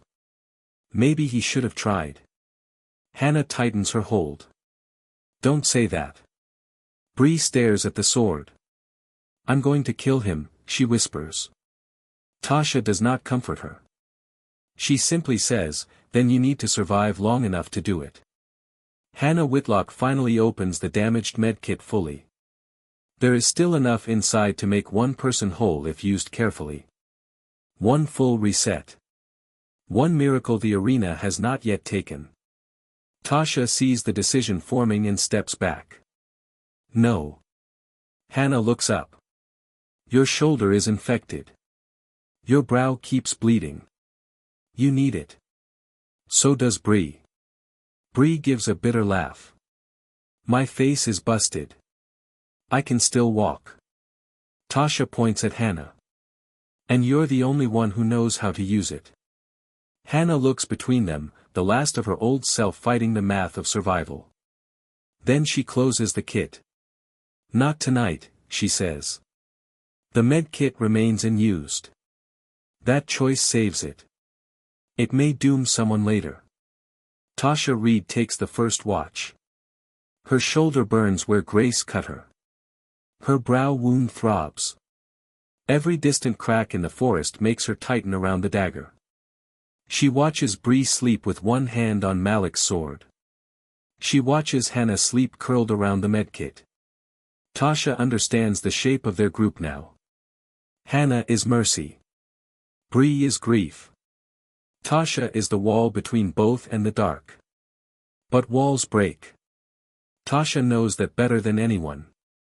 Near midnight, Marcus, Isaiah, and Jonah almost cross paths with Hannah, Tasha, and Bree. Almost. Marcus hears movement first and lifts a hand. Isaiah melts behind a tree with the mace ready. Jonah grips the reclaimed dagger so hard his knuckles whiten. Through the brush, Tasha hears them too. She raises her dagger. Bree reaches for Malik's sword. Hannah mouths, "Don't." No one speaks. 6 living contestants stand within 20 yards of one another in the dark, each wounded in different ways, each carrying someone else's blood. A twig snaps beneath Jonah's heel. Bree nearly charges. Tasha catches her wrist. Isaiah nearly swings at the sound of movement. Marcus catches his shoulder. The moment stretches until it feels impossible. Then Marcus whispers, barely audible, "Back away." Tasha hears him. She knows that voice from the opening field. The runner. The one who pulled the boy out. She answers, "Same." Both groups retreat in opposite directions. No alliance forms. No fight begins. But everyone understands the next meeting may not be allowed to end so gently. Lena Ortiz, from the food bunker, hears nothing of the near encounter. She sleeps badly, waking every few minutes to check the door, check the spear, check the katana. Her thigh has clotted. Her ribs still ache. Her hands sting where Owen cut them. Once, half dreaming, she sees Nolan in the stream and Owen in the doorway. Both ask her the same silent question. She wakes with the spear raised, alone in the dark. Wyatt Keane does not sleep at all. He watches the lower arena from the cliff stones, counting what he knows. Marcus, Isaiah, Jonah, 3 together. Hannah, Tasha, Bree, 3 together. Lena alone, armed heavily. Wyatt alone, bleeding badly. 8 survivors. 2 groups. 2 predators. And tomorrow, the arena will expect payment. Dawn comes pale and cold. No cannon fires before morning. But the night has divided the arena into shapes that cannot last. A trio held together by loyalty and fear. A trio held together by mercy and revenge. A wounded hunter above the stream. A bunker killer with 2 blades and no trust left. The 4th day waits. The 4th morning feels smaller. 8 people remain beneath the dome, and every path now seems to lead toward another living contestant. No arena-wide disaster comes. No hounds. No gas. Not yet. Lena Ortiz leaves the food bunker at first light. Not far. Just far enough to stop feeling like prey trapped behind a door. She limps with the spear in one hand and Owen's katana strapped awkwardly at her side. The thigh wound slows her. The ribs make every breath shallow. But she has food, 2 weapons, and the cold confidence of someone who has killed twice and lived to eat afterward. She finds tracks outside the bunker. 3 sets. Hannah. Tasha. Bree. Lena crouches and touches the mud. Big group, she mutters. Big mistake. She follows. Hannah Whitlock, Tasha Reed, and Bree Kell move through the dense forest with no clean rhythm between them. Hannah keeps glancing toward injuries, counting limps, infection, blood loss. Tasha keeps glancing toward trees, counting ambush points. Bree keeps glancing uphill, counting places Wyatt might appear. Malik's sword hangs in Bree's hands like a burden she refuses to set down. When Hannah suggests resting, Bree says, "Rest when he's dead." Tasha answers, "You'll die tired before that." Bree rounds on her. "Then help me find him." Tasha steps closer. "I'm helping you not become an easy target." The 2 stare each other down. Hannah gets between them before either can mistake grief for permission. Then Lena's spear comes through the brush. It catches Tasha first. Not deep enough to kill, but deep enough to punch through the meat of her side and fold her to one knee with a sharp, breathless gasp. Bree screams and swings Malik's sword. Lena twists away, pulling the spear free in a red flash. Hannah grabs for the medkit, but Lena kicks it from her hand before she can open it. The case skids across leaves. Lena sees it. Everything changes. She lunges for the medkit. Tasha throws herself into Lena's legs from the ground, dragging her down before she can reach it. Lena crashes hard, ribs striking a root. Bree comes in with the sword, wild and furious. Lena catches the blow on the spear shaft, but the impact drives pain through her wounded hands. Hannah dives for the medkit. Lena kicks Tasha in the face, breaking free, then rolls under Bree's next swing and draws the katana. The steel comes out bright and terrible. Bree freezes for half a heartbeat. Lena uses it. She slashes across Bree's forearm, forcing the sword to dip, then drives her shoulder into Bree and sends her tumbling down a slope of wet leaves. Tasha rises behind Lena with the dagger. She drives it into Lena's back. Lena gasps. Tasha tries to twist the blade. Lena elbows backward into Tasha's wounded brow, then spins and rams the spear shaft into Tasha's throat. Tasha staggers, choking. Hannah grabs Tasha from behind before she falls. "Run!" Hannah shouts. Bree, bloody and dazed, scrambles up from the slope with Malik's sword still in hand. Lena stands between them and the spilled medkit, blood running down her back around Tasha's dagger wound, katana in one hand, spear in the other. She smiles through pain. "You want it?" Lena says. Nobody answers. Because all three do. Tasha's side is bleeding fast. Bree's arm is open. Hannah's eyes flick to the medkit, then to Lena's weapons, then to Tasha's pale face. Tasha understands first. "Leave it," she rasps. Hannah shakes her head. "No." Tasha grabs her wrist with bloody fingers. "Leave it." Bree pulls Hannah backward. The trio retreats into the trees, wounded and shaken, abandoning the damaged medkit in the leaves. Lena watches them go. Only when they are gone does she drop to one knee and suck air through clenched teeth. She has the medkit now. But she is bleeding too. And the choice it offers is cruel. Marcus Bell, Isaiah Cross, and Jonah Fields hear the fighting from the lower stream. Marcus wants to move away. Isaiah wants to move toward it. Jonah looks between them and says nothing. "We're not scavengers," Marcus says. Isaiah gives him a hard look. "Everybody alive is a scavenger now." Marcus points toward Jonah. "He needs distance from this." Isaiah snaps back, "He needs to learn it doesn't wait until he's ready." Jonah's face tightens. For the first time, he speaks before Marcus can defend him. "I'm right here." Both older boys turn. Jonah swallows, gripping the dagger they recovered after Caleb. "I'm scared. I'm not useless." Marcus looks and says, "I know Jonah, I know." Isaiah looks almost proud. The argument ends because a figure appears between the trees. Wyatt Keene. Bow drawn. Arrow aimed at Marcus. Marcus moves first, shoving Jonah down. The arrow takes Marcus high in the shoulder instead of the throat. He hits the ground hard, dagger flying from his hand. Isaiah charges with the mace in one hand and the hand axe in the other. Wyatt looses another arrow.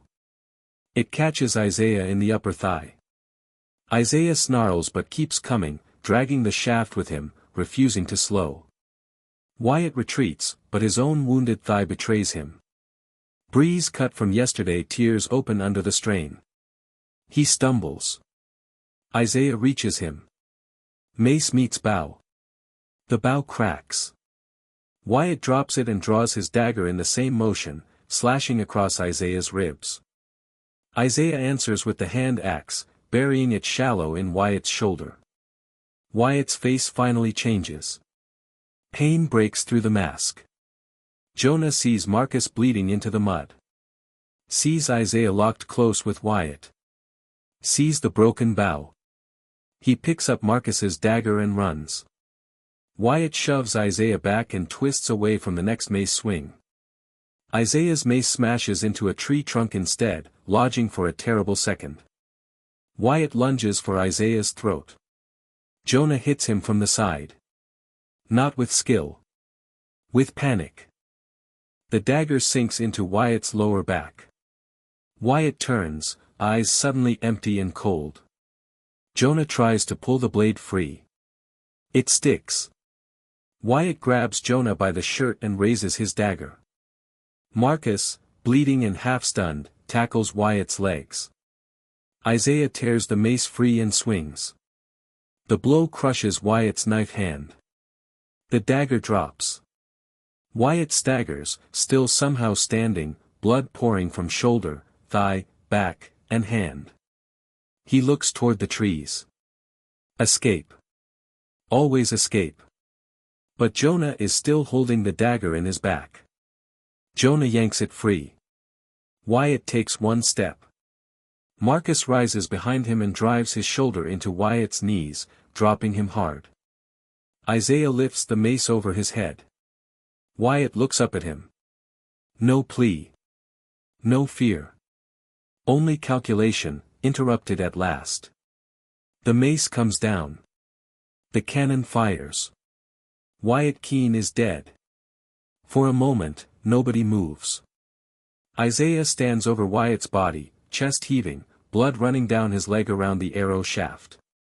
Marcus presses one hand to his own arrow wound and looks at Isaiah. He was a hell of a hunter, but man is a different type of animal. Isaiah does not acknowledge the word said. He is staring at the broken bow.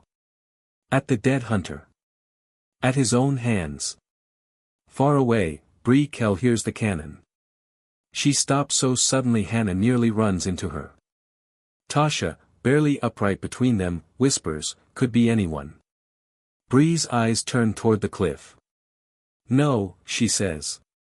She does not know. But something in her knows. Her revenge has been stolen from her.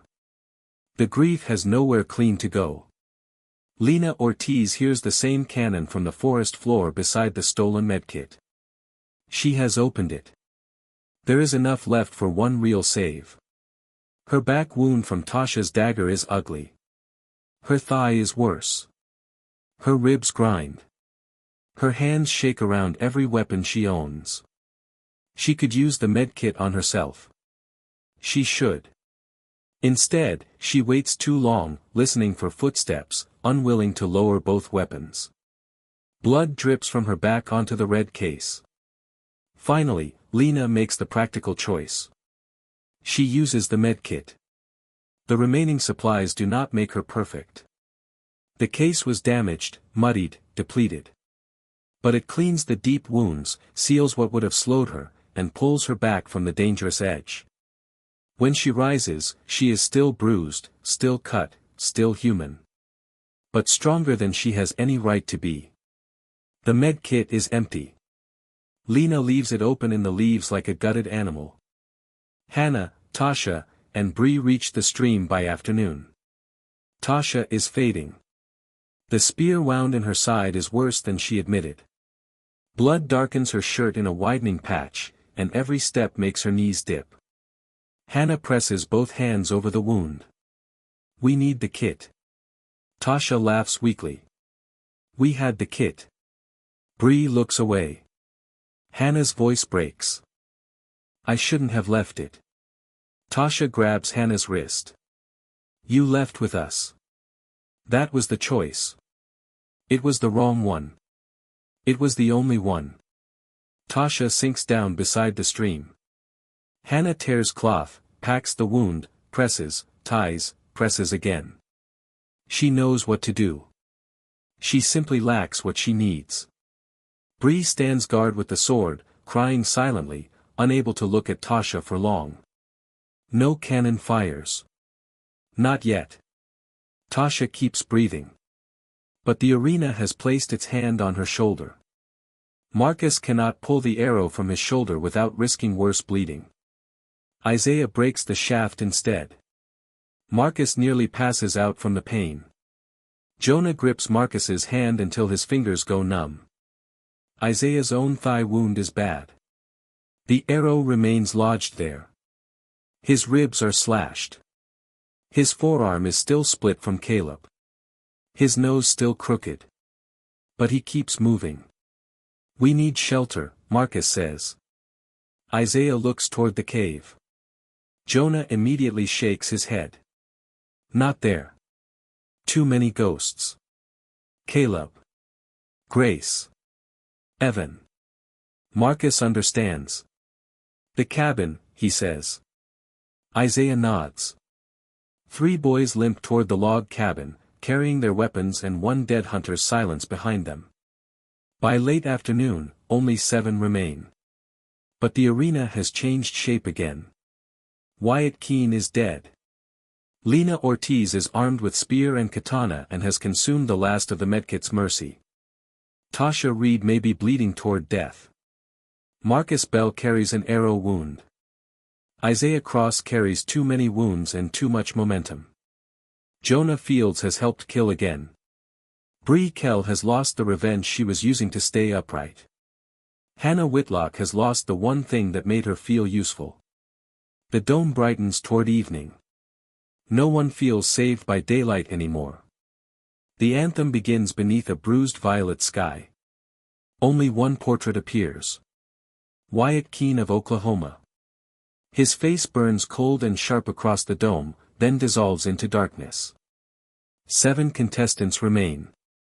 The arena does not celebrate them. It just waits. Bree Kell watches Wyatt's portrait disappear and feels no relief. For days, she had been holding herself together with one thought: find him, kill him, make Malik's death mean something sharp enough to carry. Now Wyatt is gone. Killed by someone else. The sword in her hands feels heavier.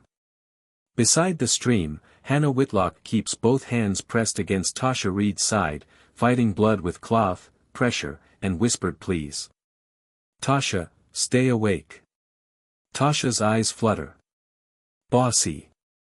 Stay awake anyway. Bree kneels nearby, useless and shaking. I should have gone back for the medkit. Hannah does not look up. No. I had the sword. I could have. No. The word cracks through the night harder than Hannah intends. Bree flinches. Hannah softens immediately, but her hands stay locked over Tasha's wound. You would have died. Bree looks down at Malik's sword.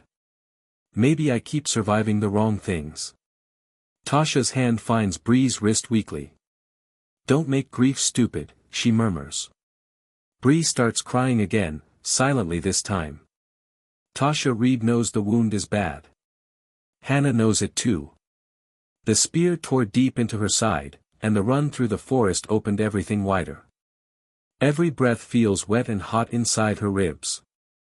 Her shoulder still burns from Grace's old cut. Her brow throbs. Her strength leaks out faster than Hannah can hold it in. Still, she refuses to die easily. When branches snap nearby, Tasha's hand closes around her dagger. Hannah whispers, "Don't move." Tasha whispers back, "Then you move." Lena Ortiz steps into the moonlight between the trees. Spear in one hand. Katana in the other. Cleaner now.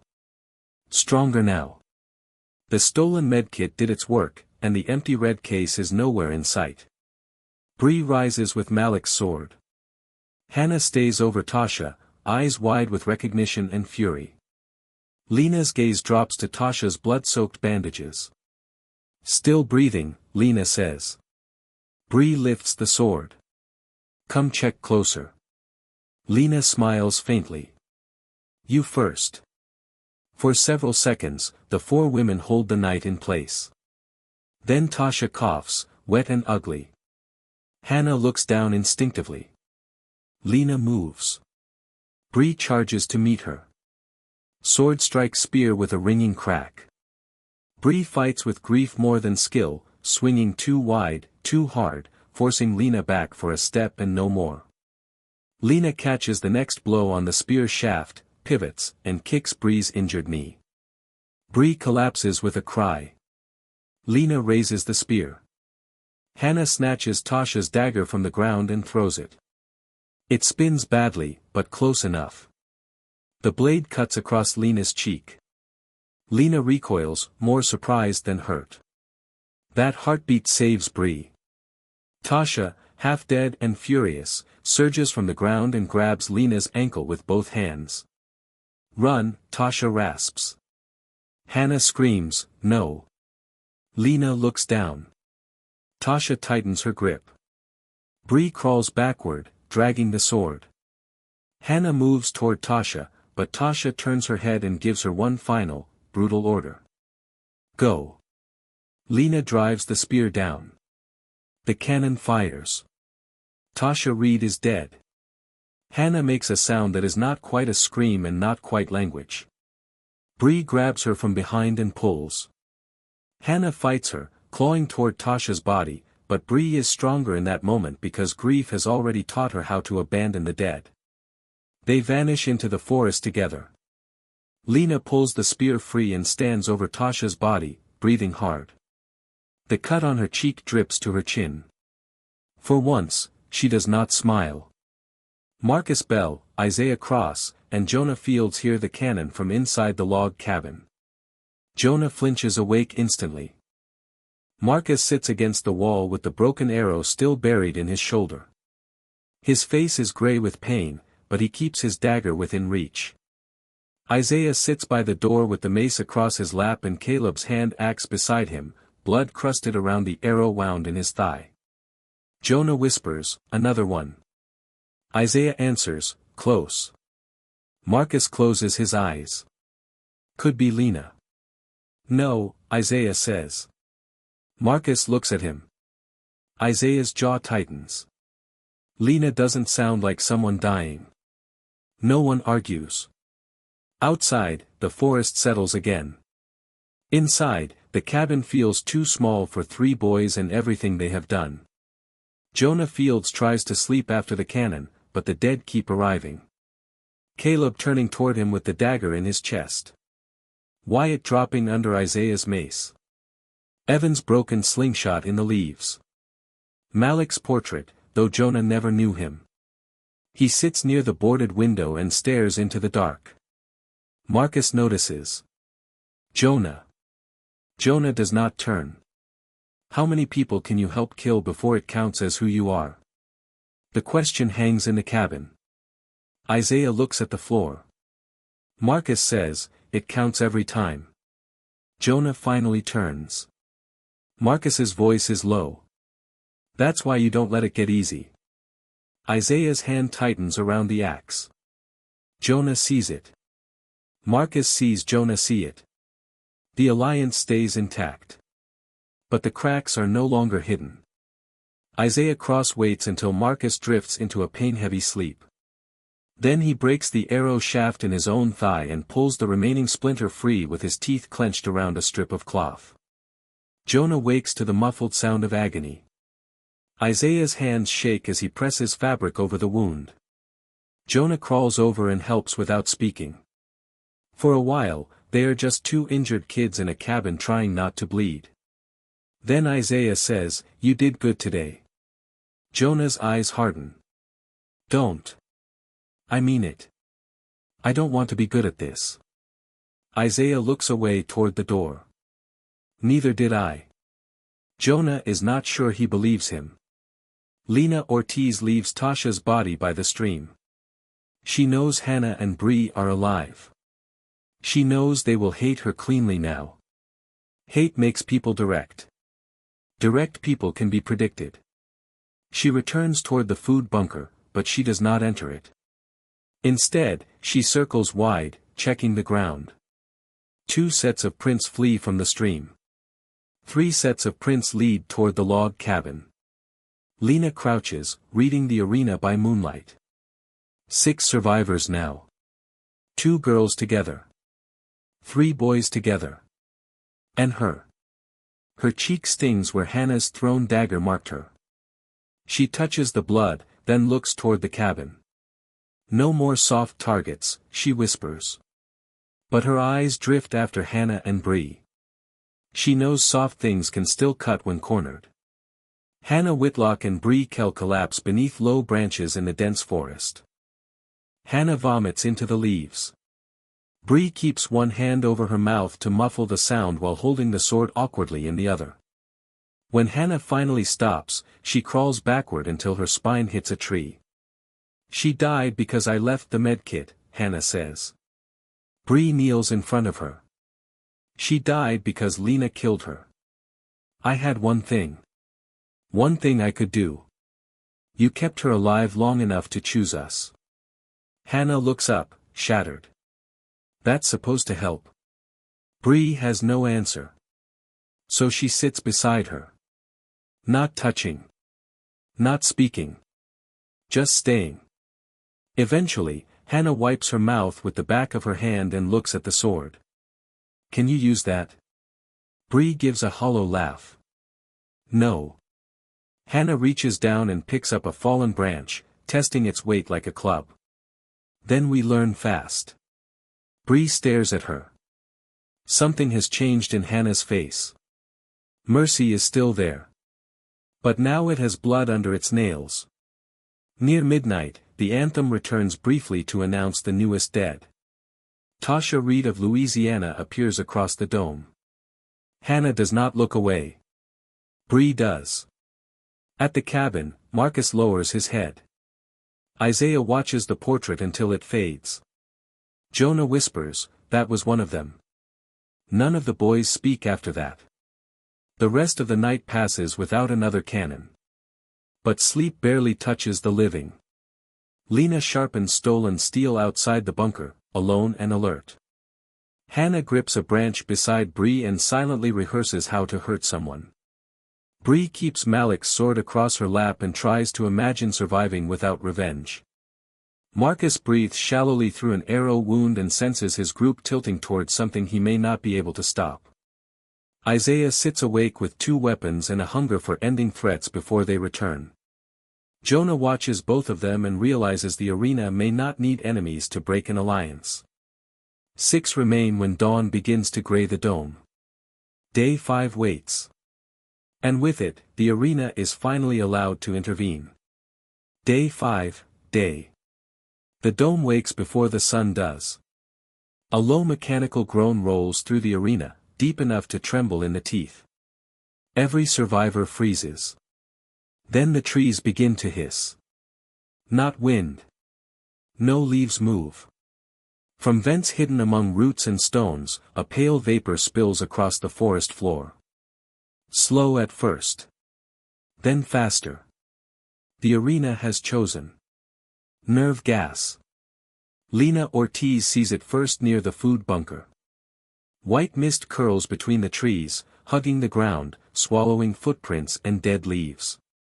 A bird trapped under the dome drops from a branch without a sound. Lena does not wait to understand it. She grabs the spear, slings the katana at her side, and runs. Her body is stronger after the medkit, but not untouched. The old wounds pull. Her ribs ache. Her cheek burns where Hannah's dagger marked her. The gas moves behind her like something alive, pushing her away from the bunker and toward the central field. Toward everyone else. Lena laughs once, breathless and bitter. "Fine," she says. "Center it is." Hannah Whitlock smells the gas before she sees it. Sharp. Chemical. Wrong. Her eyes sting. Beside her, Bree Kell jerks awake, coughing. "Get up," Hannah says.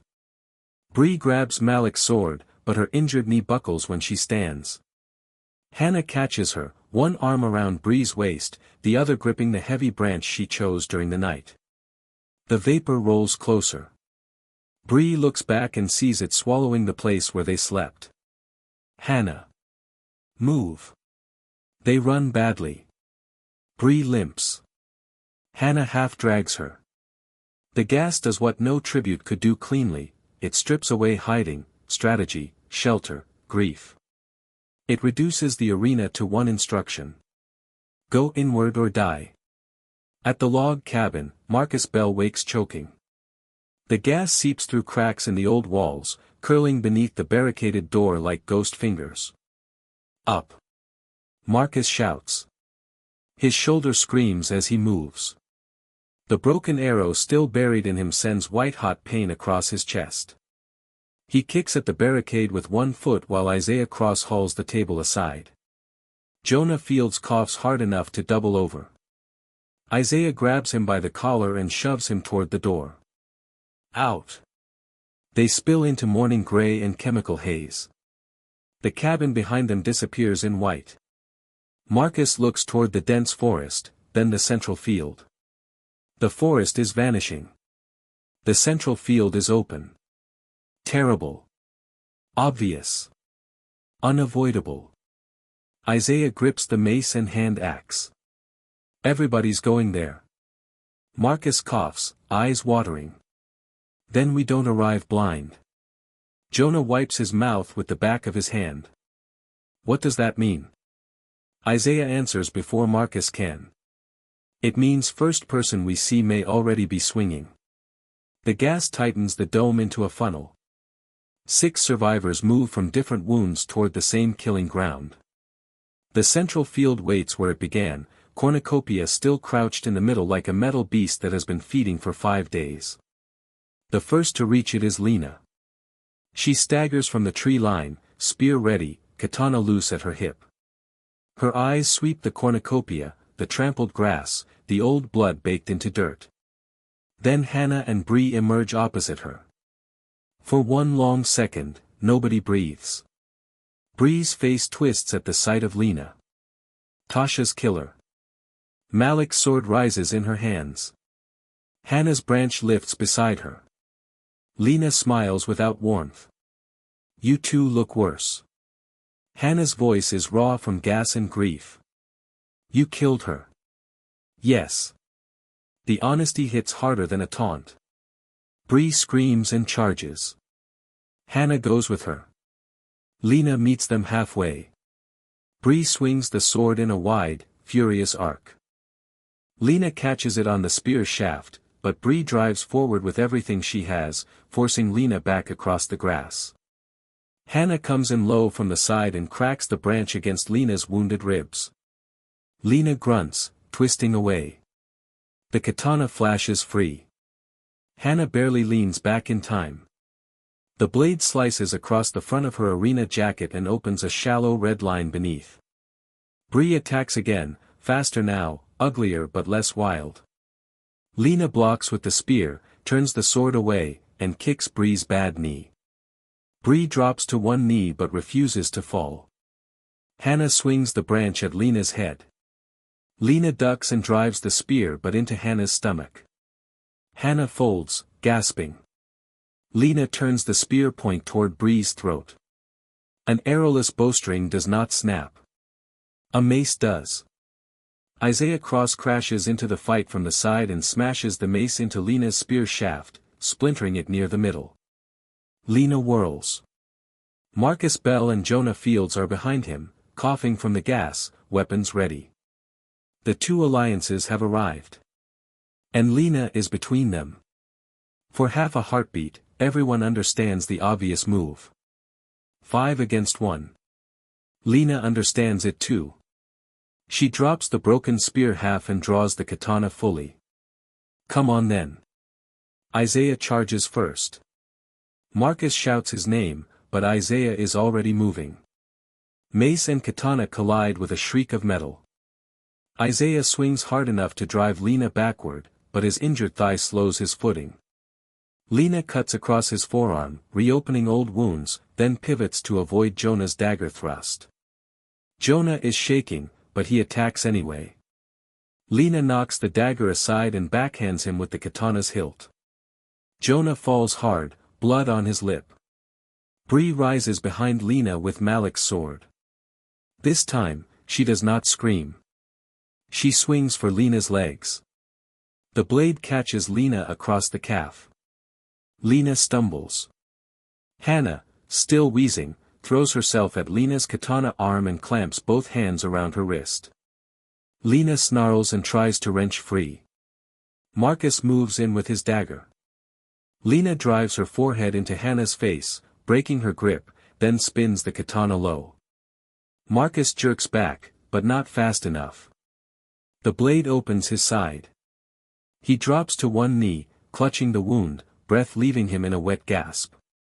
Jonah cries, Marcus. That sound changes Isaiah. He hits Lena like a breaking door.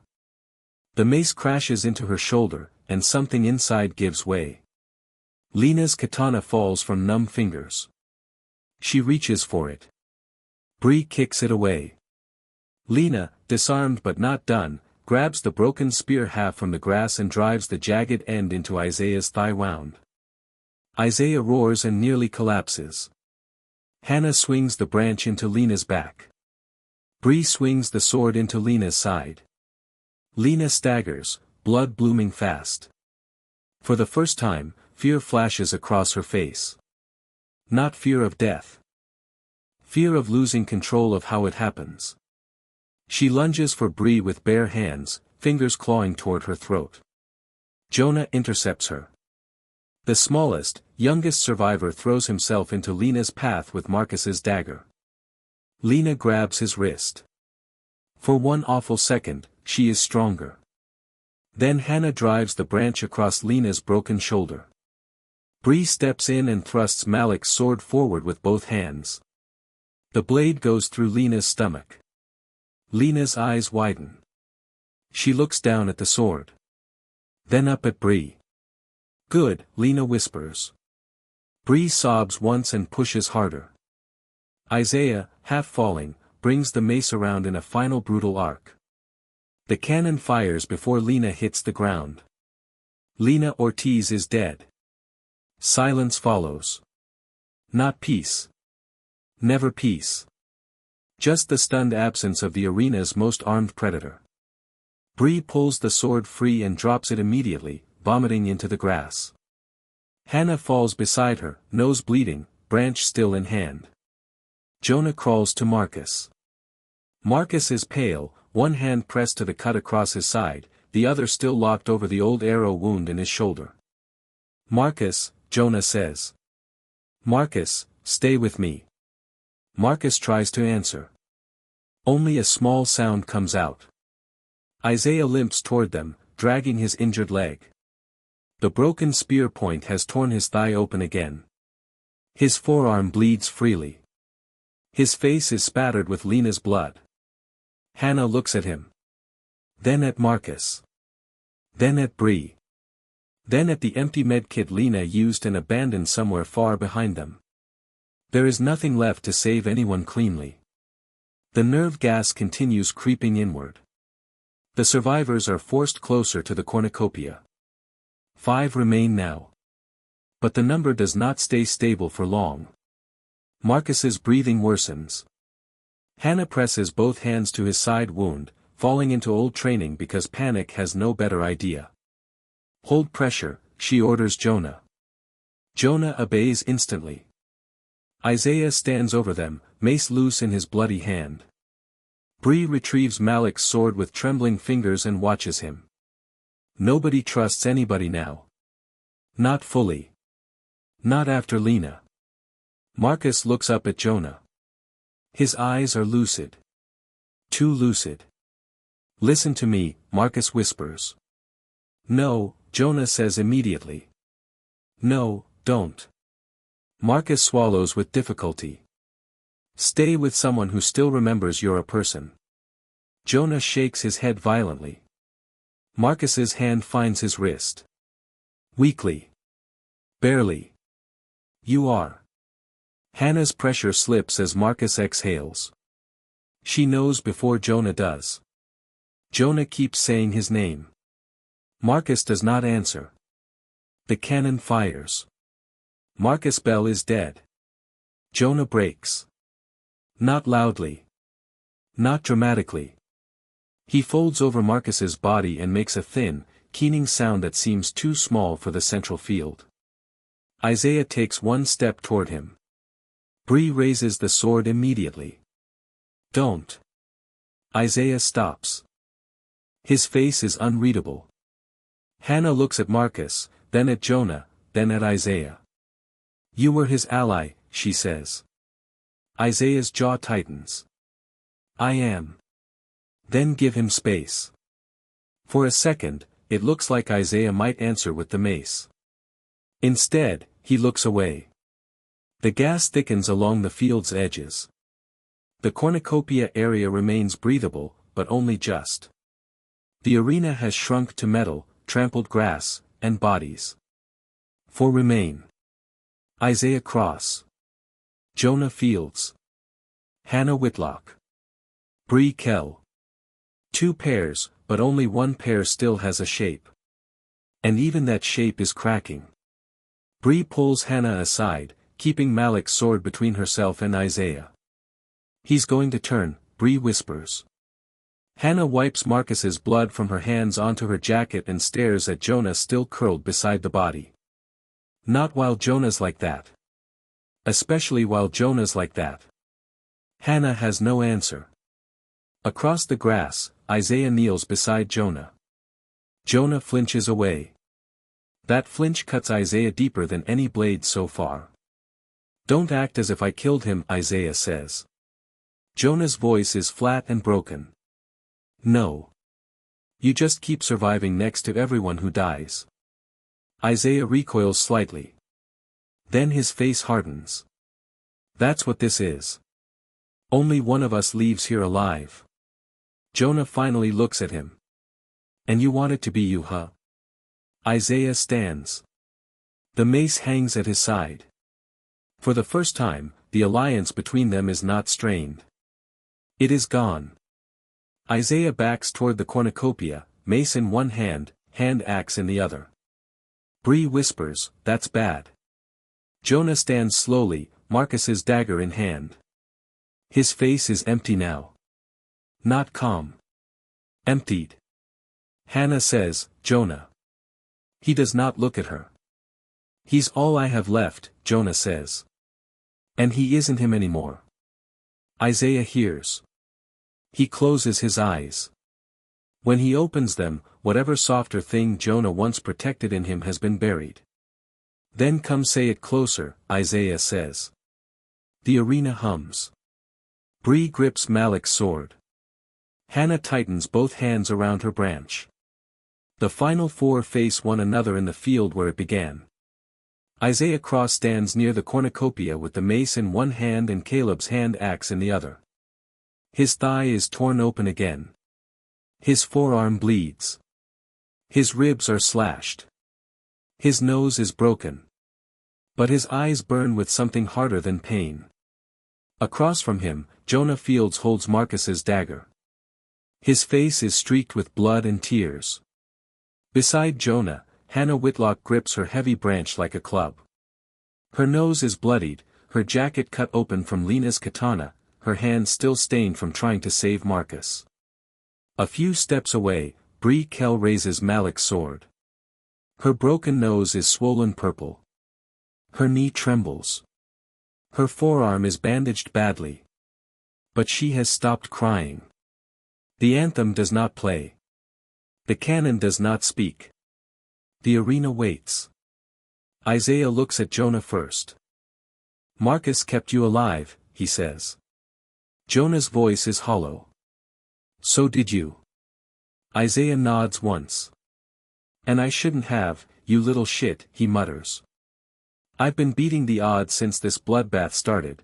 Come and try me, you cowards," Isaiah says passionately. Bree lets out a bitter laugh. "You hear yourself?" Isaiah turns toward her. That is when Jonah moves. He rushes Isaiah with the dagger low. Isaiah catches the attack with the axe haft, shoving Jonah sideways. Jonah stumbles but stays upright, wild with grief. Hannah comes in behind him and swings the branch into Isaiah's wounded forearm. Isaiah snarls. The axe drops from his numb fingers. Bree charges. Her sword crashes against Isaiah's mace, and the force jolts through both of them. Bree is smaller, weaker, exhausted, but rage keeps her upright. She swings again. Isaiah blocks again, then drives his shoulder into her chest and knocks her backward into the grass. Hannah swings for his head. Isaiah ducks and slams the mace into her ribs. The sound is ugly. Hannah collapses to one knee, unable to breathe. Jonah screams and slashes at Isaiah's thigh. The dagger cuts deep into the already open wound. Isaiah roars and backhands Jonah with the mace handle, splitting his lip and dropping him beside Marcus's body. For a second, Isaiah stands over him. Mace raised. Jonah looks up, not defending himself. "Do it," Jonah whispers. Isaiah freezes. That hesitation saves him from Bree's first swing. Not the second. Bree drives Malak's sword into Isaiah's side. Isaiah's breath leaves him in a hard, shocked grunt. He turns slowly, eyes wide, and grabs the blade with one bare hand before Bree can pull it free. Blood pours between his fingers. Bree tries to wrench it loose. Isaiah steps forward onto the blade, forcing it deeper into himself so he can reach her. Then he brings the mace down into her shoulder. Bree screams. Her arm buckles. The sword slips free from Isaiah's side as she falls. Hannah, still gasping, rises behind him and wraps both arms around his neck, dragging backward with everything she has left. Jonah, she chokes. Move. Jonah moves. He picks up the fallen hand axe. Isaiah thrashes, nearly throwing Hannah off. He smashes his elbow into her face once, twice. Blood sprays from her mouth, but she holds on. Jonah comes in crying. The axe bites into Isaiah's chest. Isaiah looks down at it. Then at Jonah. For one impossible moment, he looks less angry than hurt. You gave me no choice. Jonah says. Isaiah's knees buckle. Hannah releases him and falls backward. Isaiah drops to the grass, one hand pressed around the axe buried in him, the other still reaching for the mace. He almost gets it. Bree, sobbing through clenched teeth, kicks the mace away. The cannon fires. Isaiah Cross is dead. 3 remain. Jonah stands over Isaiah, axe still in his shaking hands. Hannah wipes blood from her mouth. Bree clutches her ruined shoulder and looks from Jonah to Hannah. For a few seconds, none of them can move. They were allies once, almost. They were children, caregivers, runners, survivors. The arena does not care. The gas ring tightens by a few feet. Bree understands first. No, Hannah whispers. Bree's eyes shine. Only one. Jonah drops the axe. I'm done. Hannah looks at him sharply. Jonah. I'm done, he repeats. Bree picks up Malik's sword with her good hand. Her injured shoulder hangs low and useless. Then move away. Jonah shakes his head. No. Bree's face breaks. Don't make me. Hannah steps between them. Bree, stop. Bree laughs once, almost hysterical. Stop. That word died days ago. She lunges. Not at Jonah. At Hannah. The sword comes in clumsy but heavy. Hannah catches Bree's wrist with both hands, and the two of them crash to the ground, rolling in blood-matted grass. Bree fights one-handed, biting, clawing, trying to force the blade down. Hannah grabs her broken shoulder.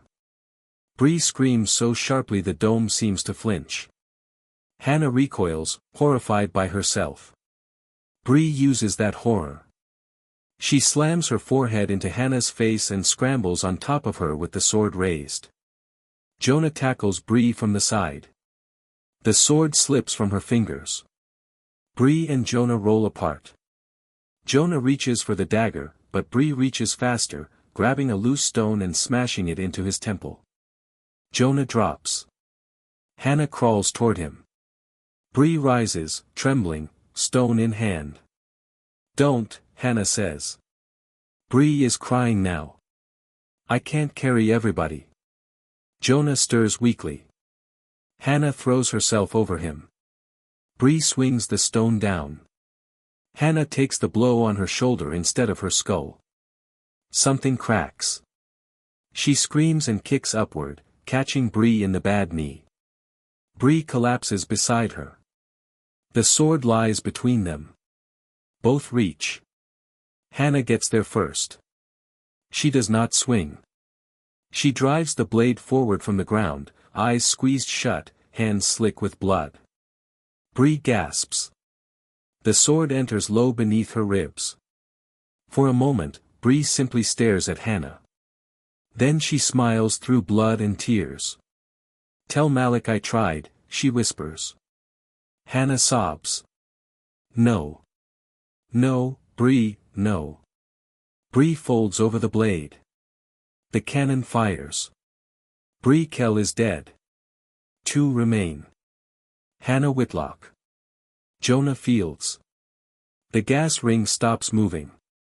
The cornucopia looms above them. Isaiah lies dead nearby. Bree lies curled around Malik's sword. Marcus's body rests only yards away, still and pale beneath the dim artificial moon. Jonah pushes himself up slowly, blood running from his temple. Hannah sits in the grass, both hands still on the sword that killed Bree.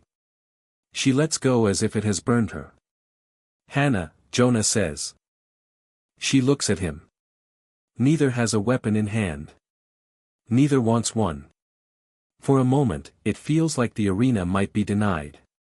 Then the ground beneath the cornucopia opens. A blade rack rises from inside the metal mouth with a mechanical shriek. One dagger. One spear. One final invitation. Jonah starts crying silently. Hannah shakes her head. No. The gas surges inward. Not enough to kill instantly. Enough to force them toward the weapons. Jonah reaches the dagger first.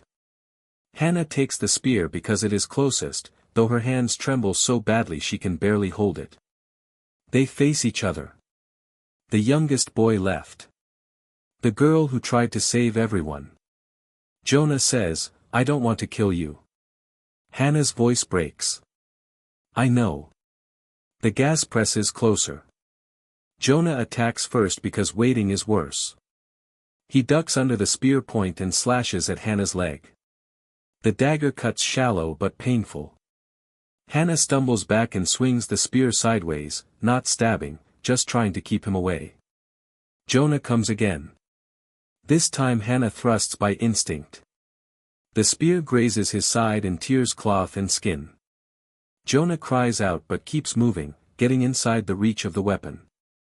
He grabs the shaft with both hands and drives forward, forcing Hannah backward toward the cornucopia. Hannah lets go with one hand and punches him in the wound Lena left on his lip. Jonah staggers. Hannah could stab him. She does not.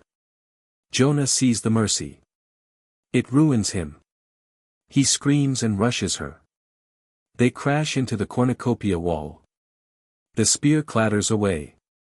Jonah's dagger flashes up, and Hannah catches his wrist just before the blade reaches her throat. They struggle inches apart. Jonah is younger but stronger than he looks. Hannah is hurt worse than she thought.